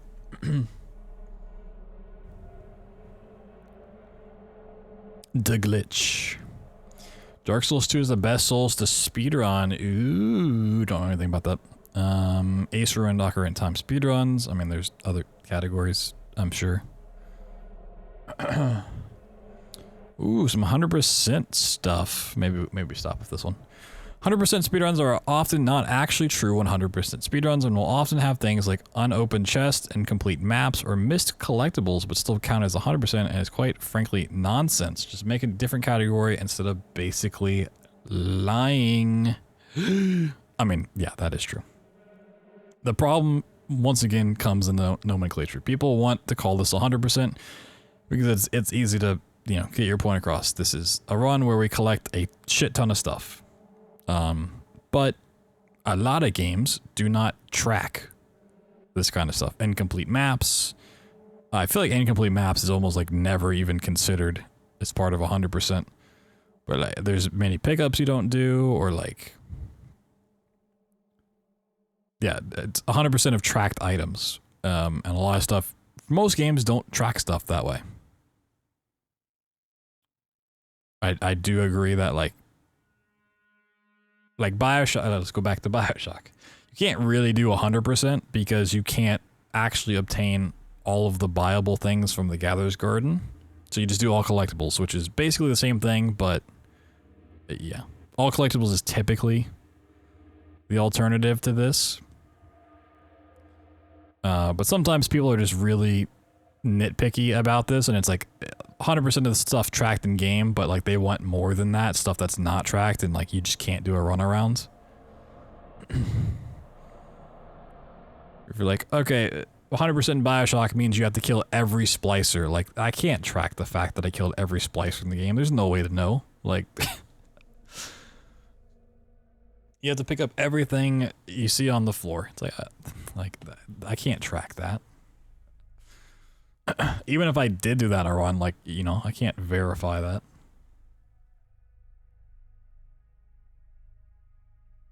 Well, why not?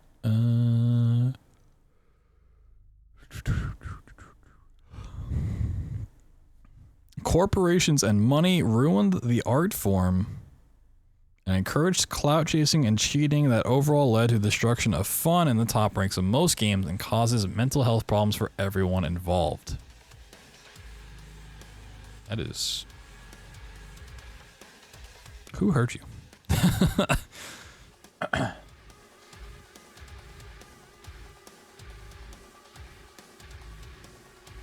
What community, you know, like...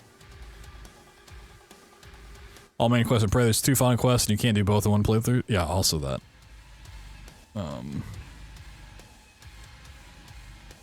Speedrunning is dog shit, I'm glad I quit. Whoa. Referring to AGDQ? Yeah, I would assume so. But even like the cheating thing, like cheating isn't really that rampant. If you look at all of the runs done across the entirety of speedrun.com, like, are some of them cheated? Sure. Percentage wise, very low, especially at like top ranks. So like, oh, and we hit the bottom of the thread. I'm sure at this point there are more. But that was all the retweets. Some spicy ones in there for sure. I also like my voice is just fried. But I do want to somewhat fix my sleep schedule, so I'm gonna not go to sleep, because that would be a mistake. I'm gonna go see if I can smooth talk my way into a key for a game that came out today. If not, I might just buy it because I think it's pretty cheap. So we might do some comfy puzzle game stuff later on tonight. I did want to get back to speedrunning, but I couldn't really make up my mind on what I want to run, so maybe we'll save that for tomorrow. I do have a lot of potential plans for speedrunning. Was kind of waiting to see how all of the games coming out would go. You know, Witchfire, Payday 3, Starfield, Lies of P, all those other things. We still have plenty of other games coming out here soon, so it's gonna be a little bit of a mix. Some speedrun stuff, but can get back to some grinding. Want to work on Trepang some more. Sprawl some more. The Bioshock trilogy we still need to touch up on. I would like to get back to Doom. Some potentially other games to run. And then once October 13th hits and we get the GDQ submission or games lists, obviously if one of those gets in, we'll have to do some more grinding on that. If nothing gets in, then hey, we have more time to just fuck around, I guess. Yeah, this was a fun stream, even though we didn't get to actually speedrunning. It's fun to look through all the submissions and all these hot takes. Nice 8-hour stream, Jesus. I thought between the two it'd be like 3 hours max. I think we did this for like 6 hours. I don't know how. Some strongly worded letter. Yeah, I do plan on streaming tonight, like 100%. Like if I'm not here, I'll make this deal with you guys. If I don't stream tonight, I will gift 10 subs to chat the next stream. And you can hold me to that. You can clip that. If I don't stream tonight, I will give 10 subs. So what we'll stream, not sure. More than likely, comfy, casual puzzle game. But maybe some speedrun, so. In the meantime, though, if you guys want to watch some more stuff, throw it on in the background. The speedrun channel, playthrough channel, and the VOD archive are all up to date with our stuff. I mean, speedrun we haven't done in a bit. But all the recent playthroughs are up on the YouTube.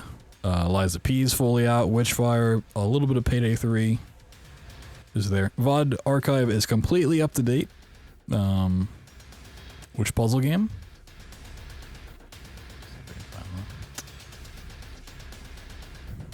What is this game called? I'll find a little teaser here. Probably can't crop it super well, but.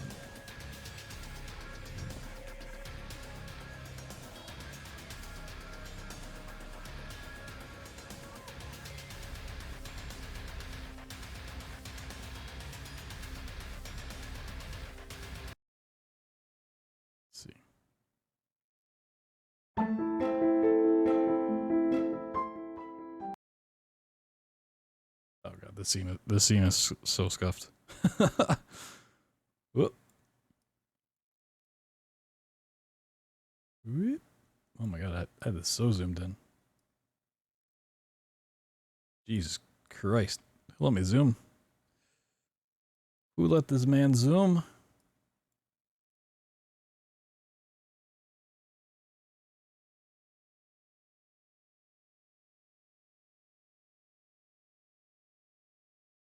This potentially is the game.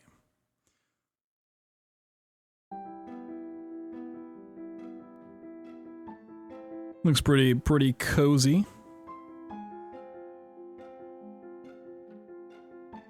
Some classic escape room kind of shenanigans.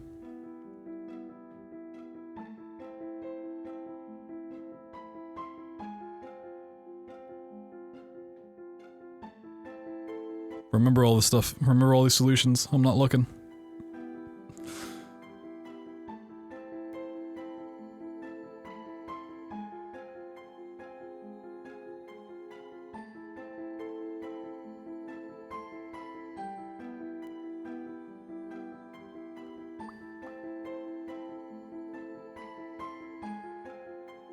One, two, three, four, five. Oh my god. Spoilers.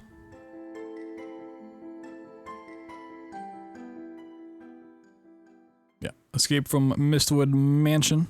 This was a trailer from like 5 months ago, so it might be vastly different. But so potentially we'll play this tonight. If not, I'll find something else. I have like 10 other games installed, which I mentioned at the very beginning of the stream, but obviously a lot of you probably weren't here then. As far as some other playthroughs that we kind of talked about doing, probably will not continue Starfield. I did want to go back to it after installing some mods and getting some performance patches, but the more I think about it, the more it is like I don't have a desire to go back and finish up like the main campaign. And all of the side stuff doesn't really interest me, so unless I change my mind, that probably won't continue. And then the sequel, prequel, Daymare 1994, I don't know if we'll play. If I don't have anything else to play, we might check it out, but I can't promise we'll go all the way through it. The first game was a struggle, and I've heard not so great things about the sequel, prequel. So that one may be off the table as well. But yeah.